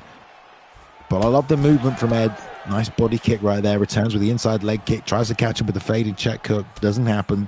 And that teep again, like I said, just gives him a bit of space. Nice pivot out though. Yeah, I mean, both fighters are really, just trying to force their will on the other fighter. And I really don't think nobody has separated themselves and has a clear advantage. I mean, this is why this is very interesting. Look at there. You get a counter, nothing lands. Both fighters, I feel they're very focused here and doing a very good job, and nice uppercut there, landing from Dave and putting on the pressure, and Ed Parker able to circle out there, even to the strong side, back to the center of the octagon, Bailey. I feel like Ed needs to be a bit more active now. He's done a lot of good defensive work, but he's got to find home for his own weapons and score some significant strikes. 1, 2, 3. Great timing from Ed Parker right there. In a flash, catches Dave. Now pushes on the pressure. Dave, the block is broken. Head is down, but still on the feet. Nice knee to the body. But that was so quick from Ed, and always been fast at ripping those combinations. Lots of lovely work to the body as well. Nice kick, though, from Dave. Still nailing these long-range shots. And again, that hook causing problems for Ed. Yeah, the hook still causing problems, but here it is. Ed Parker just a master at getting that stamina advantage here. Nice. And all of a sudden you find yourself down in the stamina battle, you have a knockdown, you got rocked, and now it seems like this is Ed Parker's world right here, where he's able to thrive and throw all of these clean combinations. But Dave is still very dangerous, can get it done with a very powerful Anderson Silva. So not out of the woods yet, Bailey. Good work from Dave, man. He's putting Ed on the fence. There's a straight left. 1, 2 to the body. Another jab to the body. So much of that coming out, and good read on the slight level change there again by Dave. He banged that uppercut just as Ed was going to jab to the body again, and once again it bought him like a second or two, kept him in the fight. Lovely check, elbow, and a fade off left hand over the top. That was clean. That's like that knockout we saw in the prelims last night. Just step back, blast the left hand after accumulating all that damage on the chin. Great shot from Ed. And no follow-up punches, man. That's a walk-away knockout. Great performance. And the man's back, dude. That's a UFC 5 Ed Parker. Let's see that. Jab. And then just a banging left hook. So the old jab, rear hook, but still beautiful. Bam. And a good fight from Dave as well, man. Dave really brought it tonight. Ed have to find his way around the whole of the game. But that's a great performance. Yeah, great performance. I mean, because if you come out and you don't know what you're doing against Ed Parker, it can look really bad. Ed Parker always able to get like these highlight finishes with his clean striking and clean combinations. So didn't let the fans down, didn't disappoint. Good job, Ed Parker. Oh yeah, man. Well, I will say it's good to see Ed coming on back. You know, he's got a lot of fans, you know, especially on the PlayStation side of things as well. And hopefully we get to see him at the next card as well, 156. That'll be fantastic. But props to Ed Parker, man, for a successful return. Definitely not an easy opponent to come up against tonight, but he did a great job. And well done for Dave as well, representing AKA. Speaking of AKA, though, Boxer, we have a teammate of Dave's coming up next in AKA's Josh, who is 1-0 so far this season. He's coming off a win off a guy who got a win tonight from what remains of Vuk. Josh taking on Tusav as well, making a debut, last-minute replacement here as well. So gets a chance in the ESFL by showing up and filling in on short notice. So Luke Tusav and Josh at lightweight. Let's go. Yeah, okay. So, yeah, you called it. Josh got that win in the last PlayStation event. Well-rounded striker, technical striking, good at grappling. And then Tusav, debut, last-minute replacement, multiple-time title contender in various leagues. Okay, so an elusive striker, good head movement, a fluid style. And then here we go. We see this 5-star Tony Ferguson, very dangerous. And, you know, you're going to need it all whenever you're fighting the Islam Makhachev, also a 5-star fighter here. So this should be a good one, Bailey, in round one. Let's go. Let's go indeed. I'll have to see this. We've seen this matchup already tonight. We've seen the new meta at lightweight play out. Islam making several appearances, but that Tony as well. Like that. Straight right, follows through with the moving forward body kick as well. Jab, Superman jab right there. That's nice. Yeah, Tusav already coming out and landing a huge body kicks there against Josh. And yeah, he's working that body. Still hadn't able to get the stamina advantage here, but doing a good job at touching that body early. I like this from Tusav, but the problem is he's fading to the right-hand side and into the left. And then, wow, the combinations from Josh and the takedown. That was a brutal sequence there. Super punishing. So that's about as much damage as you can take in a round sometimes in about a 2-second period. Great work there. And on top now, obviously, Tony very good off the back. Let's see what Tusav can do. And he was moving well, man. He was sticking some good combinations, but it was just nicely timed right there. Nice sequence of punches from Josh. See what he can do from top position. Yeah, Josh just able to just time things correctly and get the strikes that he needs. And right here, he comes up, Bailey, and man, I thought he was going to land some huge ground and pound there from that stacked guard position, but not able to do that. Now the fight is back to the feet. You get a reset. So let's see if Josh can pick up where he left off. Ooh, great job checking there from Luke. Now circling the other way, which is nice to see. That left hand, though, a weapon from Islam. Man, Josh not wasting anything, is he, right now? I mean, everything is landing for Josh. Yeah, Josh just doing a good job. You know, I can tell that he's real focused here, looking for his counter strikes here. He's applying that pressure, landing body strikes. I mean, he just has a well-rounded, you know, bag of strikes here that he's landing. So let's see if Tusav able to turn this around here.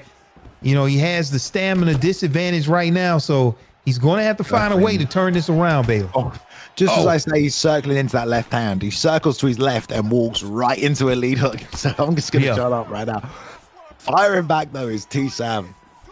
And again, Josh just trying to wait for those opportunities to step forward.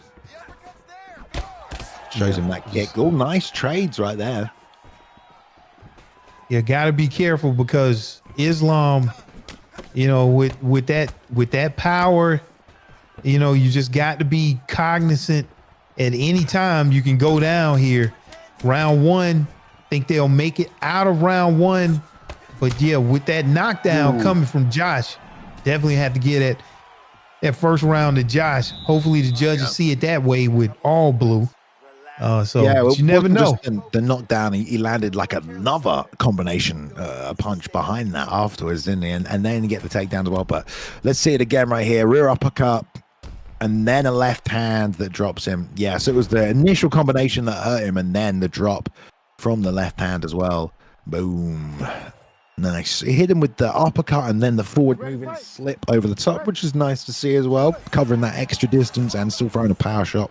Doesn't have to set it up either. So let's see if the same happens. Stamina advantage again for Josh going into this round. See if we get some elbows coming out from Tusav. You know, they're such a dangerous weapon, the spinning elbow, man. Like, you got to at least throw it once around. Yeah. With Tony Ferguson and the elbows and, and just... whatever stats that he has on, being able to cut with those elbows, you definitely want to get some spinning attacks or some elbows with Tony Ferguson. And there it is. Maybe they're listening to us. Lots of pressure as well from Tusav. I mean, this is a guy who fielding on short notice. He's trying to make it chaotic in there. Yeah, you just never know how it's going to go, because what you see, Tusav, what he has going for him is that eye is damaged there on Josh, but can he get to it?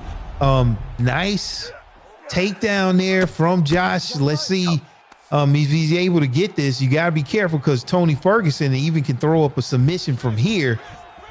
So Tusav elects to get up. Let's see if he gets returned to the mat, and he's back up. He's got to go. He had the stamina right there to put those little shots in. Got to find those windows of opportunity. And it was great work by Josh there. Double leg bail into the clinch to the back, and then the suplex, and then followed up on it. He hasn't been doing that a lot, but he just timed it nicely to get it off. Halfway through the fight now, though, as well. Oh, there's a nice front kick. Tusav definitely still in this fight, despite being, short notice and taking on someone like Josh, who's currently ranked number 10 in the world. Josh, so he's doing all right. But there's a big liver shot right there. Yeah, Josh... able, he has very good defense right here. One thing from Tusav, I don't see, too much high-low.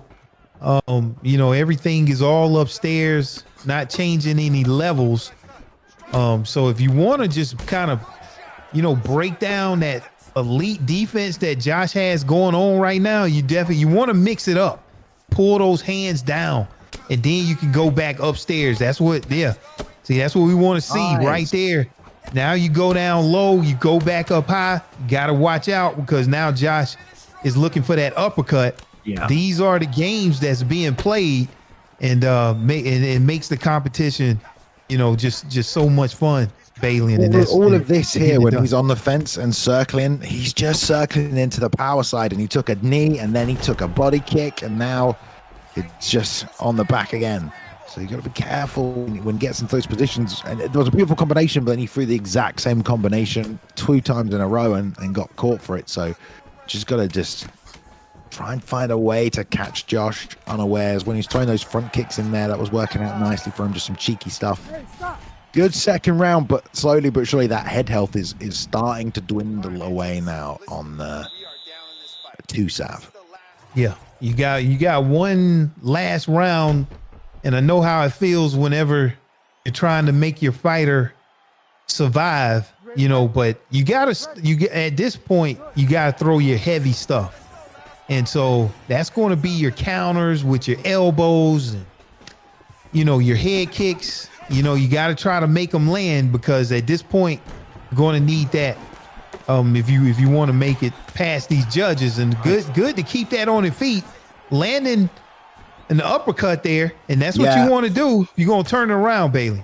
But that's because Josh just stood there, and he didn't exit. He was, I don't know if that's because he wanted to get something off of his own, or if he just felt like he didn't need to. And there's a big left hand behind the ear. That's another rock. And a rear uppercut that he's just leading with right here as well. Damn. Another takedown attempt here from Josh. Josh sticking to that game plan. He wanted to keep this fight, on the ground while he's, implementing a well-rounded striking attack. And I like to see that he still has it going. Now, one thing, both fighters are, they're damaged up top. I don't think it's going to have an impact with the judges, but whenever you see an orange level of concern, you got to watch out here. Did you say orange? Orange, I'm a country guy. I love it. Still plenty of fight around left here as well. Off the back foot, Sav throwing that front kick, throwing that uppercut, trying to keep some weapons off, but had no stamina by the time that takedown hit him on the mat. Now slicing through to side control, top position for Josh. And here we go with the elbows as well. I think, I don't know if everyone's going to be in agreement, but it does seem like Josh is up 2 rounds as well. So Tusav's going to find a way back to the feet for this one. Oh, here we go. I'm done, Bailey. I'm done calling, saying who's winning. Who knows? No, but yeah. Clearly we can manifest the other person for the victory. We just keep going. Yeah, now you have to be careful with Tony Ferguson, right? He has so many submissions here.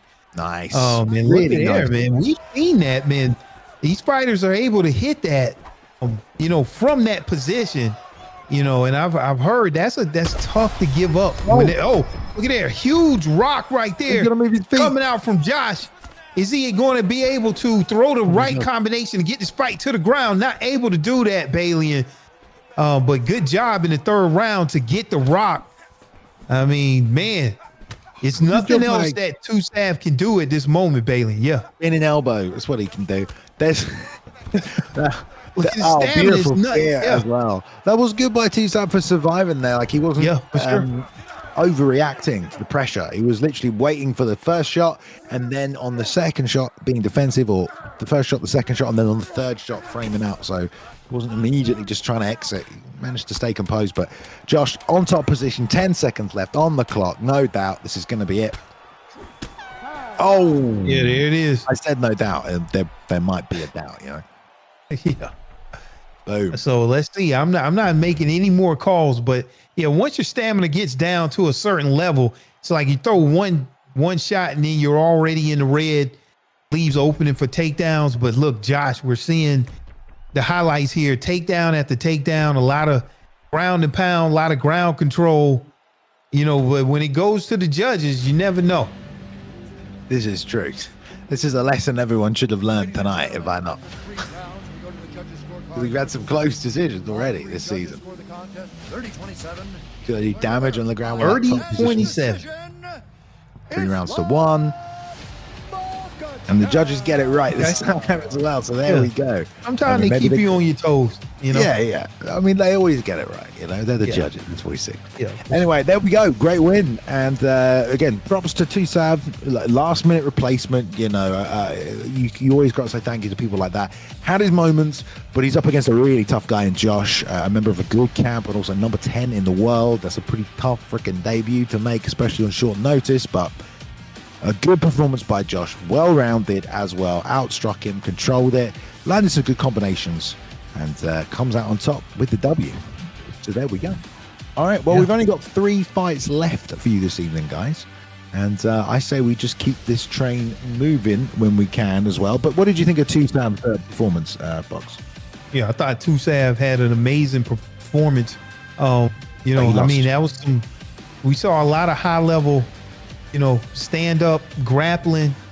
And whenever you make it this far into the card, you definitely proving yourself. So, but tonight was the night of Josh, and got it done against a strong opponent. Yeah, hell yeah. Good stuff. I mean, Josh won, right? Just I was just asking you. Okay. Yeah, exactly. Okay. Doesn't matter. All right. It doesn't matter because the next fight is ready to go anyway, guys. So here we go. 3rd fight. 3 fights left now. So first of all of these fights are going to be top 10 ranked guys. All these guys came off a win last week. So these next matchups are banging. Top to bottom. Good quality matchups between these guys. So let's go into the first one at welterweight. We've got TK Cryptic. They've been watching the show tonight in the chat, taking on STK's Storm right here, Boxer. Yeah. And like you said, Bailey, from here on out, everybody's undefeated. Everybody has had early success here in this ESFL season. So with STK Storm defeated Rolling Thunder, we saw Rolling Thunder a little bit earlier via KO. Constant pressure, good striking, and wrestling. Savage, former primetime champion in UFC 4. He's fighting TK Cryptic. undefeated. He defeated 11 Bravo in the last PlayStation card. Methodical pressure fighter, likes to break down opponent, mixes grappling with striking. Finished second during the camp season with TK. So get this matchup here. We got Kamaru Usman versus, who was that, Bailey? I didn't see the last one. That is Shavkat Rakhmonov. And you did see him. You just don't want to say his name. All right, I know. you called me out. I did see him. I was like... STK Storm in the red gloves with the Usman pick, number 8 in the world right now. And then against number 5's Cryptics with the Shavkat pick up there. And as Boiler pointed out, 10-1 favorite for Storm on the betting in the Twitch chat right there. So, I mean, that's what the community thinks of this one. But here we go. Matador, aka Storm, trying to pressure forward. Cryptics off the back foot with Shavkat, who is a great pick that we have not seen a lot in the ESFL this season. Yeah, I see it. I see Shavkat a lot online, though, because he's well-rounded. He's going to have a good stand-up game and can do it, on the ground. And same thing with Kamaru Usman. That's why I like this matchup here, because both of these guys, just so well-rounded here. So let's see what they're doing. Nice body shot here from Storm, right? Is that right? Yeah. And so, yeah, Cryptic missing that lead hook there, but look at it. He still has a stamina advantage, baby. This is all in the perfect Kamaru Usman range right here. I mean, Cryptics is standing in boxing range, and every one of these shots is coming out like maximum power, maximum snappage, in terms of returning it. So this is all good right now for Storm. I'd like to see Cryptics use the kicks a little bit more, perhaps, but there's a lovely straight lead uppercut on the inside. Nailed him with that one. See, here's the thing. Shavkat has the advantage in speed and power over Kamaru Usman with a 95 speed and a 94 power. Kamaru Usman only 93 in both of those categories. So this is why I like that Shavkat pick up against. He has a 5-star jab and a 5-star straight. That's the other difference right there. Definitely. So, but look, already Bailey, that left eye is hurt on Kamaru Usman. I gotta be real careful. Shavkat and Cryptics coming out able to get it done, but look at these combinations coming out here from Storm. Yeah, it's just a case of, again, like, stats are important, but so is character model and like the way the idols work and stuff like that, So Usman's very good at just popping out those jab straights and put together a great combination right there as well. Can't take that away from Storm. It was beautiful stuff. Cryptic's trying to land some stuff on the outside. Lovely teep. He lands a nice body kick to the liver as well off the lead leg. And I like the kicks being mixed in here as well. Obviously a dangerous game, but it's working for him. Yeah, you definitely want to utilize these kicks, 94 power and speed with Shavkat. And then, Kamaru Usman definitely not it. Huge. What's that? Pull elbow there, coming out with Shavkat and Cryptic. And this is a huge advantage here. That eye is continually getting damage here. So Storm's going to have to watch out. Now he's able to damage the eye there and backs him all the way up against the cage there to end that first round, Bailey. And great job there, from Cryptic. Not going to say taking round 1, but man, very impressive. Probably did. It was really close in terms of the numbers, but you get a wobble like that, and plus the damage from the elbow. Look at the blood in the middle of the cage from that one. We can't see it because it's on the left eye, but he is bleeding, man. I'm sure that elbow really cut that eye open. So I would probably lean towards Cryptics. Of course, we don't know. So let's go on with round 2. There's the lead hook, bangs it to the body as well. Trying to answer now is Cryptics with the straight, but the pressure from Storm is what's really helping him as well. All right, there it is. Both guys already opened up that eye in that second round. Knew that was coming. So I kind of like this matchup. They're boxing. Now we get a different look there from Storm. Switching there, to the southpaw position. Yeah, and to land that body kick. Cryptic fading off to the right-hand side, still into the power side of the southpaw, and he ate that body kick. He walked right into it. So he needs to start circling the other way, and he's eating it again. He needs to make that small adjustment there with his footwork. Yeah, so I like that stand switch there, able to land that overhand and also land a roundhouse there. So, Storm turning things around here in the second round. Nice left hand right there as well. Banged on the chin of Cryptic. Storm looking good right now, man. This is like a hurricane or a whirlwind, or I'm not really sure how I'd describe it. A storm, maybe? He's coming forward right now, throwing these combinations. It's non-stop, dude. Yeah, right now, I don't think he's turned it into like a Category 5 hurricane. You know, he's at a tropical storm right now, you know, but, you know, gaining momentum here. You never know what the weather may hold, but man, Balian just, you know, here it is. Cryptics fighting back to the center of the octagon, getting momentum back on his side. No kicks really this round from Cryptix. I thought he was doing really good when he was kicking. He was throwing leg kicks. He was for well, now that he hears you. Yeah, and he threw that body kick off the lead leg. I mean, this is all good. I don't know if it's good to try and box Storm here with Usman, man. Oh, he slips a front kick and nails him. That was beautiful. And here comes the combination skills. He's moving forward. Turning side kick might do well under this pressure, but against Storm, man, there's a lot coming your way. Oh man, nice time strikes here from both fighters. Just when you think one is going to gain the advantage, the other one deuces a well-timed counter here, and let's see if Storm can keep applying that pressure, just touching with that 5-star jab with Kamaru Usman, which can produce knockdowns at any time here. But Cryptic's able to answer back, and then we have Storm switching stances back to orthodox and then back to southpaw. Nice jab once again. Yeah, he's causing a lot of problems.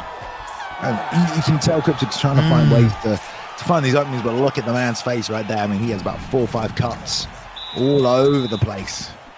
Really getting busted up in this one. There's that straight, bam, and then the lead hook behind it. Good work, man. Yeah, people in chat, I agree. It is a good, even match right now with these two. Even fight. Go either way. Yeah. Let's say whoever gets this round 3. Oh man, I'm over here calling for kicks, and that's the second time he's been countered off a kick right now. Big heavy left hand. That was a nice left hook in close though from Cryptix. Oh yeah, gotta watch out. The second time, one time he leaned right into that lead hook and then caught another lead hook. And see, look at gets a knockdown. The lead uppercut, and now knees against the cage. Great work there by Cryptix, and the doctor stoppage icon getting bigger and bigger right there on the side of Usman. And there's a takedown. Beautiful work by Cryptix. Completely changed the momentum of this fight in the final round. Has 4 minutes to work from top position. If he can get some ground and pound in a postured up spot, he can finish it here. Yeah, there it is. And we always talk about Kamaru Usman, not the best off of bottom control, only at 89 here.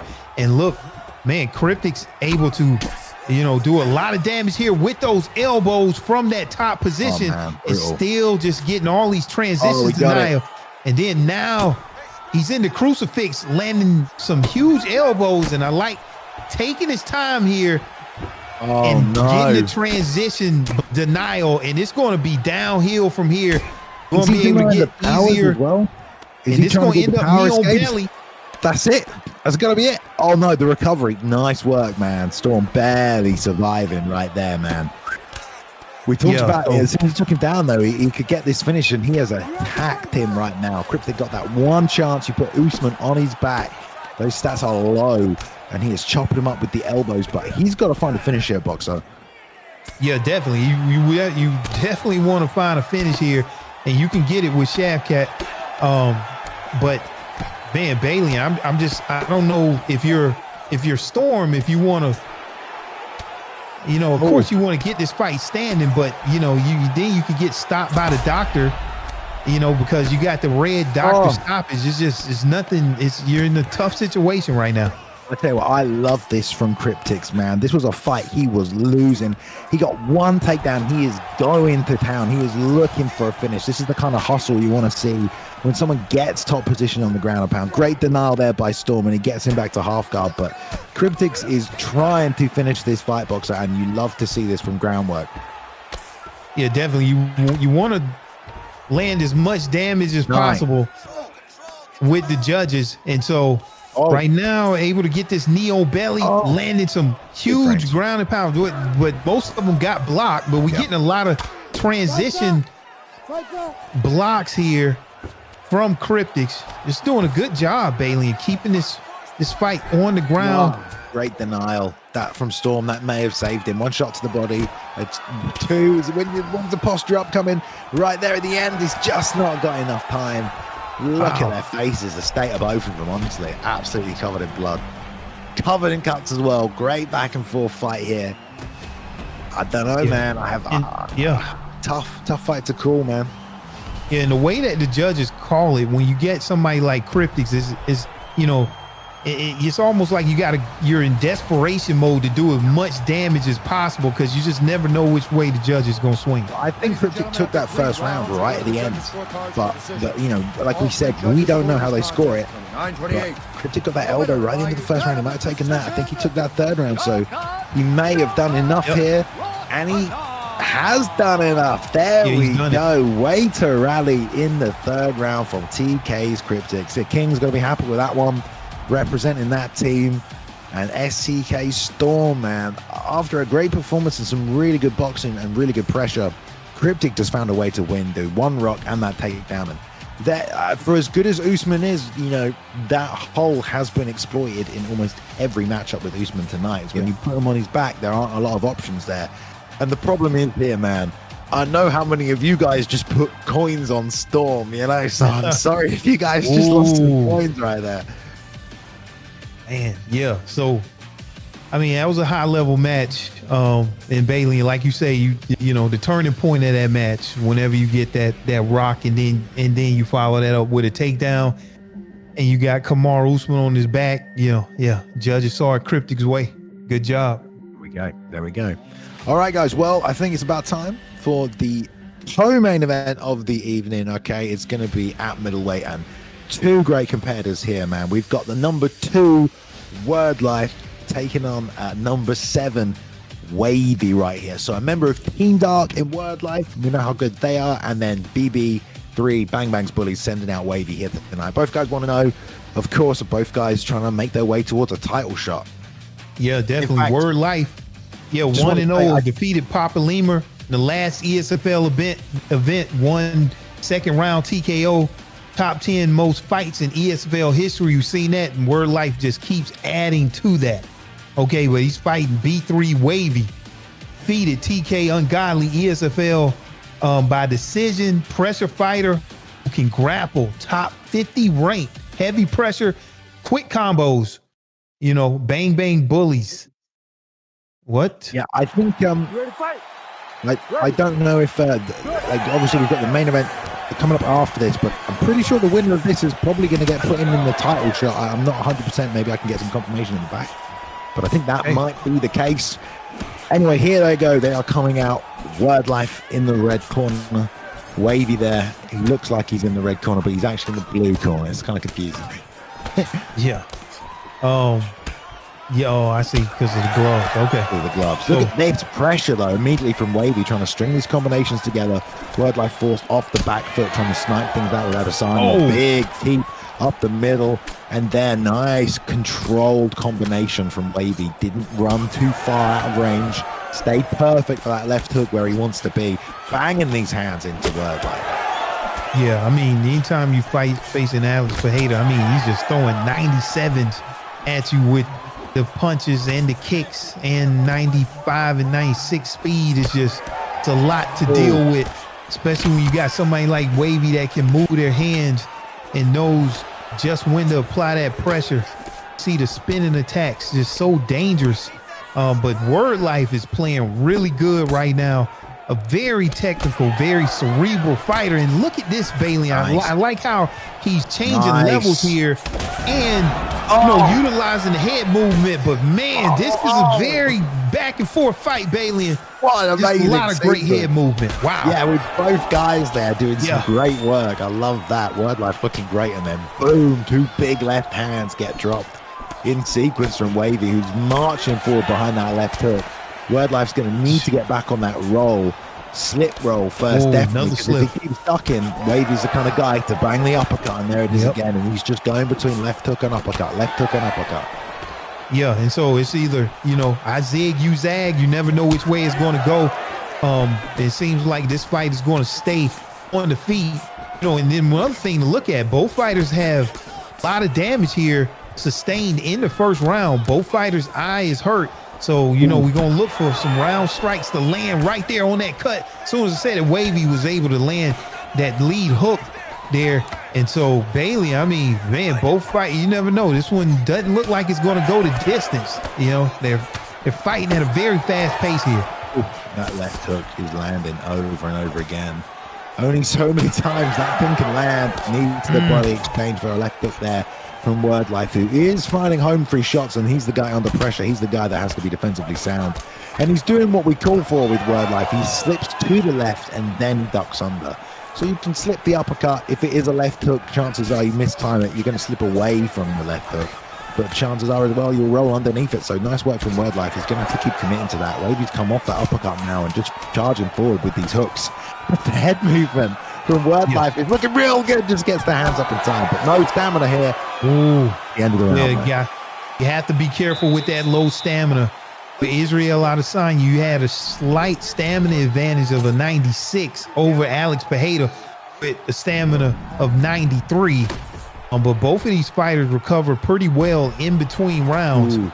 Man, but they're going to need it at this pace that if they want to keep that up in round two. Just great head movement, great counter boxing here from both of these fighters, Bailey. It's going to be a great round two. Let's go. It's a lot of volume as well from Wavvy. Not just power, but volume with power. So you can keep slipping and avoiding, but he's still got a hell of a gas tank left on him right now. So you're going to have to deal with that. Some damage done, though, to the eye of Pereira. So Wavvy's going to have to look out for that. Wordlife now just getting caught in these trades. He's trying to go tit for tat. He's not sort of resetting. But I think he feels like he doesn't want to get pressured to the fence. So he has to fire back straight away. Yeah, Wordlife doing a really good job.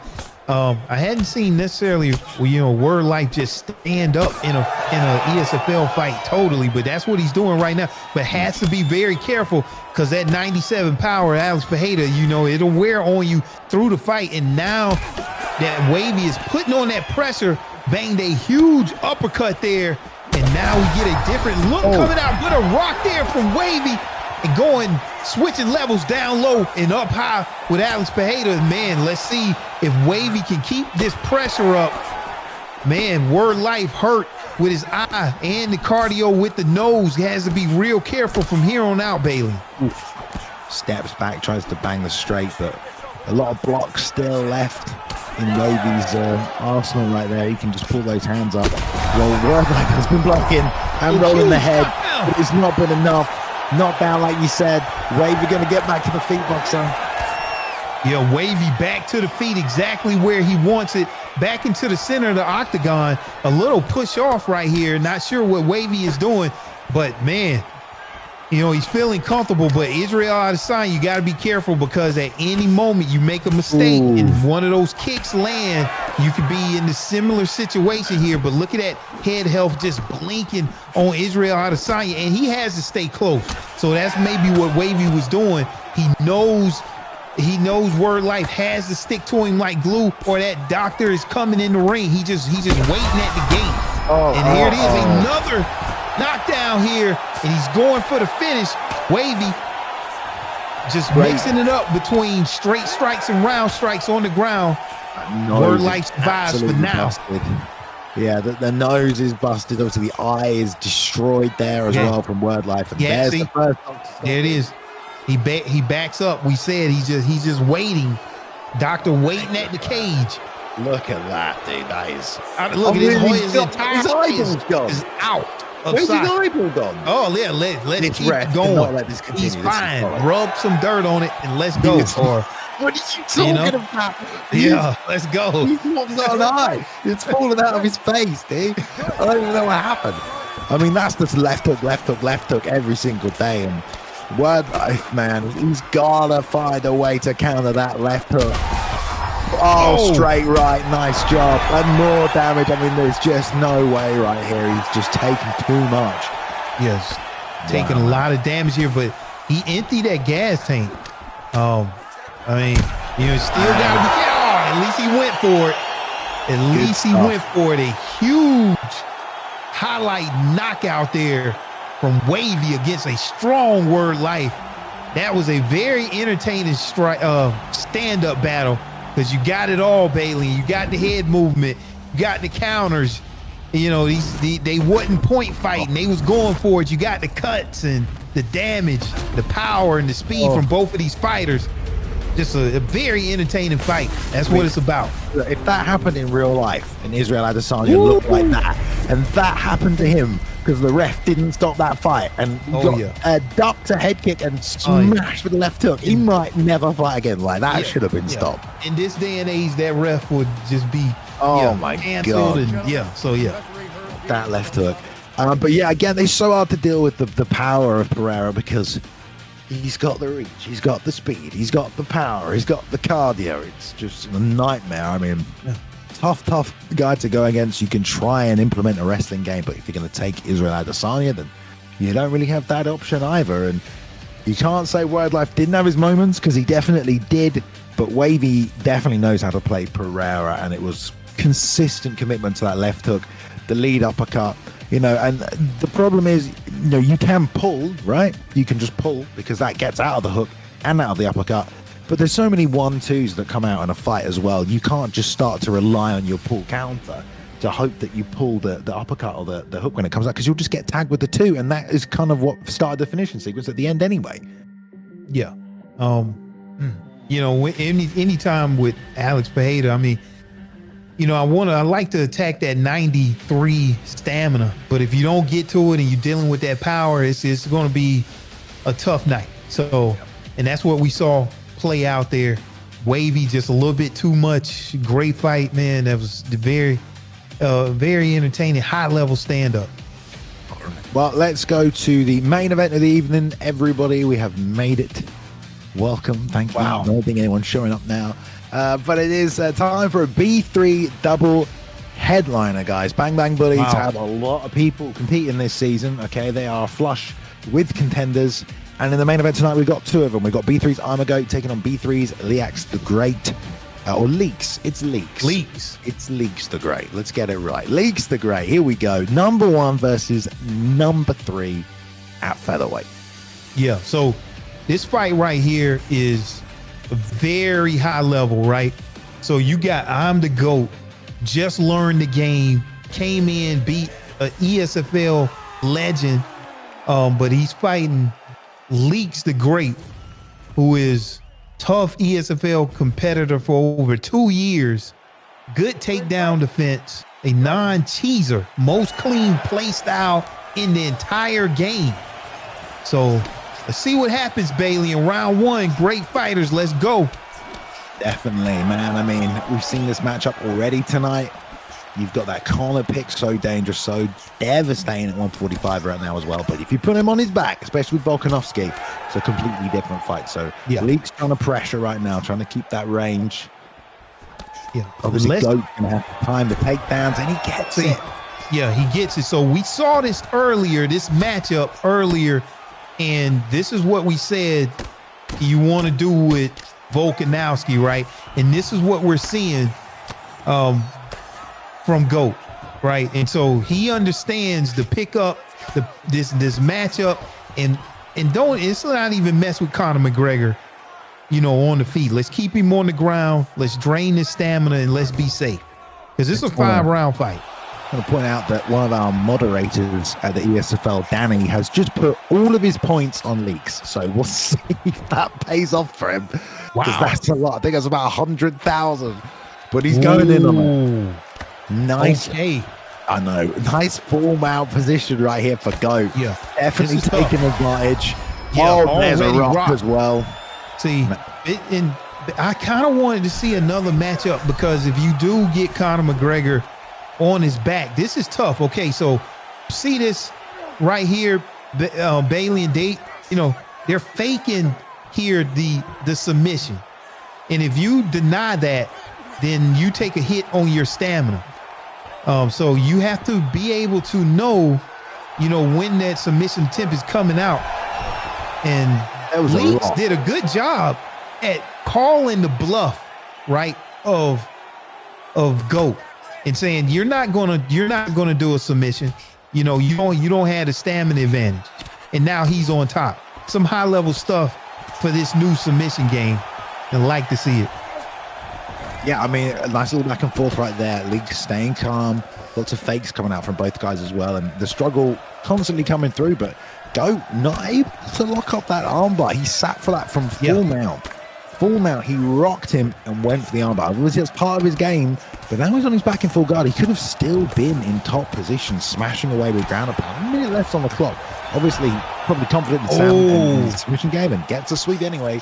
I thought he was gonna go up because right now, Leax still has a stamina advantage. I thought he would escape and get this fight back to the feet, but nonetheless, now he's taking damage. He's already been rocked down here on the ground, and it's kind of hard to see. I think the last 17 seconds here, and GOAT has had this fight down on the ground for a majority of the fight.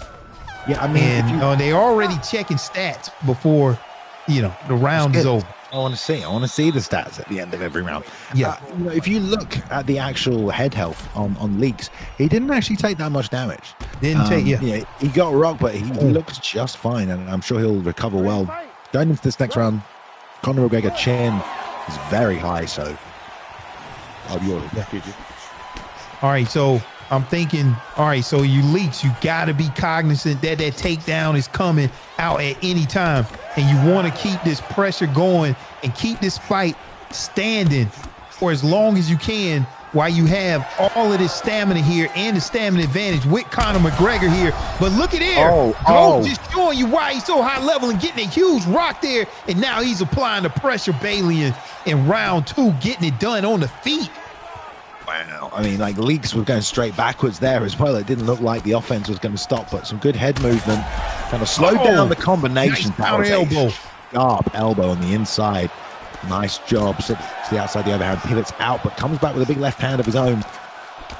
Shot for shot here. Not the best thing to do with Conor McGregor, but again, the 1-2, just following up, and taking Leax out of this opportunity to fire any offense back his other way. Yeah, okay. I'm still looking at that stamina advantage there coming out from Leax. So, I mean, but that head health, I think he's losing that battle right there. So GOAT still, it's a 5-round fight too. So we're going to see this thing play out to its, to fruition. And man, let's look at that pressure. I like those 1-2s, not just loading up on those round strikes, but look at this pressure right here. He's got to fire back. Like, it's all well and good having defensive head movement, but you have to give them a reason to stop throwing punches at you. And you moving out of the way of their punches is not always going to be a good enough reason. You have to fire back. Beautiful elbow. Elbow. Much better. Beautiful job. Gets the rock. Well done there by Leax. And now GOAT on the back foot after so much great work he did earlier on in this round. Along the back fence, having to jab back through, and also having the orange doctor stoppage icon starting to appear. Having to think twice about it, but great recovery from Leax, and another left hand. He sends him to the canvas. This could be it right here with the ground and pound. He's going to get it. Could be it. And then, man, he zigged the correct way and was able to now find himself in full mount via the submission. And look, now this is a different power coming out from Volkanovski. And nice transition block to say you're not going. And look at this, another transition block going in for another submission block. Just a lot of stuff going on there, Bailey. Yeah, that was a crazy freaking sequence, and he's still dropping ground and pound. And Leax is in trouble. We talked about how bad it is to be underneath Volkanovski. Just slightly too much offense from Leax trying to get the finish, and now under threat of an arm triangle. That was some damage right there. That was smart to go, because the first submission battle he did a lot of fakes. This one is like, look, I'm just going straight forward.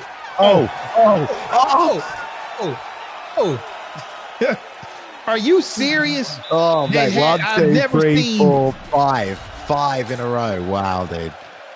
Wow. So yeah, pull counter to counter. Yeah, man, crazy.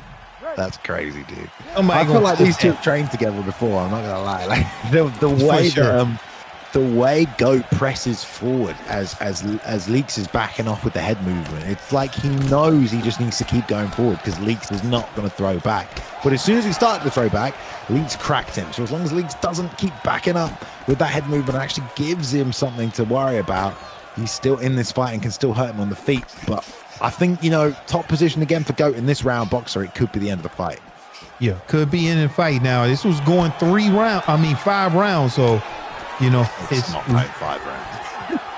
Yeah, slated for 5 rounds. But man, Bailey, we're seeing just such skill here on the feet with this head movement. Oh, I thought that head kick was going to land, and a nice three-punch combination. But out of nowhere, Leax get that counter elbow, and this could be all she wrote with Conor McGregor. Wow. Comes in with Herb Dean just stopping the action. And this was a huge comeback here because round 1 just was not going the way of Leax, and he gets it done. Slip, overhand, bam, and on the pull as well. Man, like, wow. A lot of people in chat tonight as well have talked about how good Conor is, and you got to shoot on Conor McGregor, and that's all well and true, but you can't take anything away from that sequence. Like, he threw an overhand, he slipped, hit a perfect counter, and then he tried to pull at the same time. So it's just max vulnerability, good defensive work, and sniped him out with the left elbow. So I feel like you could have picked anyone, you would have done that much damage. Great finish by Leax in a fight. He had to come back in there, Boxer, because had to come back, throwing him around the floor at points. Somebody has to clip that, that sequence of pull counters. That was crazy. How much did my man win that put all his points? Yeah, Danny put all his points on Leax. I want to know, Danny. And when you said that, the time Leax was on his back, getting rocked, and I was like, he put all his point in it and came back. That's crazy. I know he got to be hyped on that. There's people talking in chat about it being a bit awkward. He was pulling that elbow that landed. But guys, like, do you really want a game where you can throw an overhand at someone? They slip it perfectly, and then you can pull counter before they get to return fire. Do you know what I mean? Like, which one they didn't like that sequence? Seemed a little crazy. They thought that the elbow shouldn't have landed because he was pulling the elbow. But you can, if you can throw an overhand and they slip perfectly, and you can still have a window of time to pull counter their counter. Like that is not a world I want to live in, where you can throw one of the most like wound up shots and still have time to move out of the way if I land a perfect slip. So I don't think there's anything dodgy about that. If you ask me, man, you shouldn't be able to pull out of the way of that counter shot. Like, you got slipped. It was great defensive work, and then the counter shot fired. So hopefully we see those type of changes. But man, that fight, man, Bailey, I just don't want to say that's what the game is about. That's where the competition lies in. Why the game is so different from other games when you see it played at the highest level. ImTheGOAT came in and just, he made he's showing his skill, even losing here today, beats Papa Doc, lose against LeaxeTheGreat. And then Leax coming and beating and being 2-0 against some very strong competition. Yeah. He say he has the most clean play style in the game. And man, that I could see that rematch 10 times over. Great main event, great co-main. Of them, man. That could have been fight of the night. Could have been fight of the night easy. Second thinks it's fight of the night in the back right here.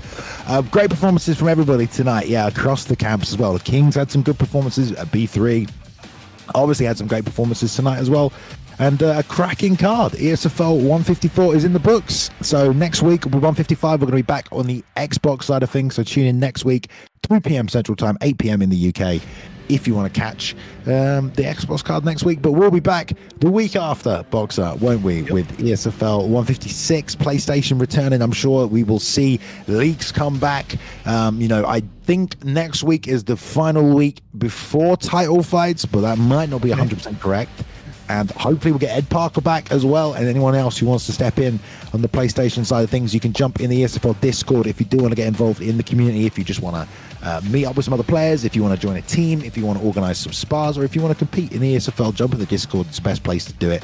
Check us out on socials as well. You can keep up to date with the shows when it's coming up, the fight cards early as well. And if you want to see any of this season or last season, or UFC 4 or UFC 3, it's all on the ESFL YouTube. So go check out the ESFL YouTube right there. Give us some love over there, because it's, you know, it's fun. It's nice archiving things. All right, Boxer, thank you very much, man. Did you have a good time tonight? Cracking card, yeah, definitely. Great night of fights. You know, it's always energizes me to get back out there and play and get, like, I'm getting ready to get online right now. Like, you know, I'm hype after seeing that. So, you know, great event, man. See, and then, you know, look forward to the next one. All right, man. Awesome. Thank you very much. Shout out to all of the ESFL staff members, of course, as well as Beckett, Boiler, Z Hunter as well. And all you guys for tuning in tonight as well, watching, giving these guys someone to compete for. So thank you for tuning in every single week. We'll see you next Sunday with more Esports Fight League. Until then, have a good night, and we'll see you next time. The first event for UFC 4 with the ESFL, us. My name is Bailey, and thank you for joining us tonight. We have a stacked fight card for you this evening.